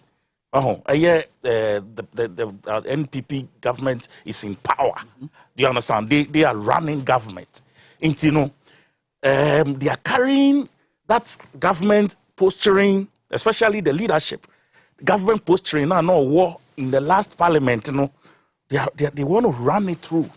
But they have forgotten, say, as at now, numbers, and more power now on war in the last election. They still haven't come to terms with the numbers as they have it. Say nipa bakukra parliament, it affects them in one way or the other. The earlier they came to terms with understanding, and for that matter, every step on the way, they need to build consensus. Every step on the way, rather than to put up that posturing and to throw their weight about and to throw tantrums at whatever. Masa, no, but you heard minority 5 points here. And you're entrenched position. It's not. You see, let's even assume it is. Okay, there are a year to show. Say, people like J.H. Mensah and co. In those days when they were managing issues of parliament, whenever budget they invite finance committee members, the NDC for now, business for us. Now, just say you're from meeting with, and I remember, Opa, I'm sure Akuto say, you're sure say baby will be listening to us. Say your budget, say take the time. They invite him. Call workshop, budget workshop, or Timubi for beyond parliamentary proceedings. I say meeting at the they are going to discuss the budget. Okay. Professor Jambafo and co. They will be invited into those workshops to come and make input in the budget. In the budget, do Parliament House. They will reserve a few grey areas. Do Parliament. It's also Murezi now almost obitumi who say, oh, at least they too they are almost the opposition side, as I say, and that is the theatrical aspect of Parliament. Yeah. But of course, input but this government don't do that. They don't. It doesn't. It's a consensus. I'm just saying all the who said last minute, all pre-say or mobile bet nothing. And that is what they called for earlier. Say, look, these things you should have done before now. Why you are trying say you can just use your weight and to push it. And before the Friday, you'd listen to the Minister of Finance. Oh, he has a way or no minority for Bekasa. Why is he not using that way? Okay, Mami for honorable lawyer lawyer honorable in your own right. Lawyer, the crack. I mean, on the issue of whether said Ben Chromum, both sides bit about Ben Chromum. What Beb said was it no Marceno. Who says I didn't bit about. For me, personally, the way the nature of this parliament, I'll be quite surprised if majority for no reach out to because. If I ask reaching out to me, so reaching out as simple. Reach out, and I was talking about this experience.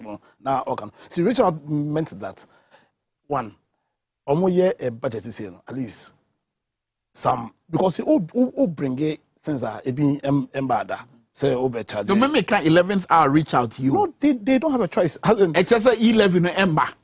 Not necessarily. So. Also, Mama 5, and this one my 5 we say. Ability say kita the say no. For me, straight away. I'm even surprised that wasn't captured. Straight up. You understand? So for me, if let's say I was immediately, yes, I'll capture that in the budget. Because then they gonna form bread because of some disaster. So me, I was quite surprised that it wasn't even captured in the first place. Ufa, the one about benchmark. And even the benchmark. E-levy. No, E-levy. There was one about the fees and charges. The oil one, the oil and gas one. Okay. Ejapa deal. Not Ejapa. The oil and gas. Oh, energy. The minority just wanted a rephrasing of yes. And say for me, just if it's the handset of what happened, would even show. So for me, I didn't say no. By 11 so that's two gone. About 11 is here. How about Ejapa? Any Jaffa. What have some amount one? About so that was 2 concessions. No. About 11 and this is my personal opinion, and not necessarily the view of the party. The way I know they must. You think my 11 they must take some money. However, me first where I defy 100 Ghana cedis threshold, I would say it should be upped. It should be upped because if the view, first of all, you're not a position that I say we don't see this a sense of taxing poor people. Yeah. You understand? As in, so amount for a year, we now always have a tax more. But because of the situation we are in, Eurobond, you're saying because what baby I also needs car. Yeah, Brennan, a jump as well, yes or no? I'm coming to yeah, Brennan Swan. It was a Japan so no, and a consensus. You understand? I mean, say minority no against no. As in Tom, your argument no. They raise certain issues about Japan, and as if they were against. Basing my argument on the Harry Idris who can answer. And it's a consensus. Said we can. What's on? Say 11 say no, or say on party. But things that when they reason with them. Very well. Some middle ground can be had. Very well. Lawyer, I said at least Mamo share TVXYZ where you do media how do I the bebramo and I'm with power 97.9 where you do media how do I the bebramo you better mo near El Coso El Ghana Mashebegrefi. Bibi say a showdown in Little Tokyo by the ever Parliament proceedings. It's the end now is now honorable Swaggers, honorable Kodre Duasare, former member of Parliament at Denta constituency, Sansiye, director for special aid, Emma and special duties, Emma NDC, Emmanuel Kuno, and Ura appear down kwa yembre nimini Sansiye, member of the NPP communications team, also by the media. So, within the Prince Kwame, Kamini Abama Pomachi Jakuni a day to Tonton Sansan Bremo. Yama yard much now. Ever said she am near broom if it's a gun and tinia. Ibisha.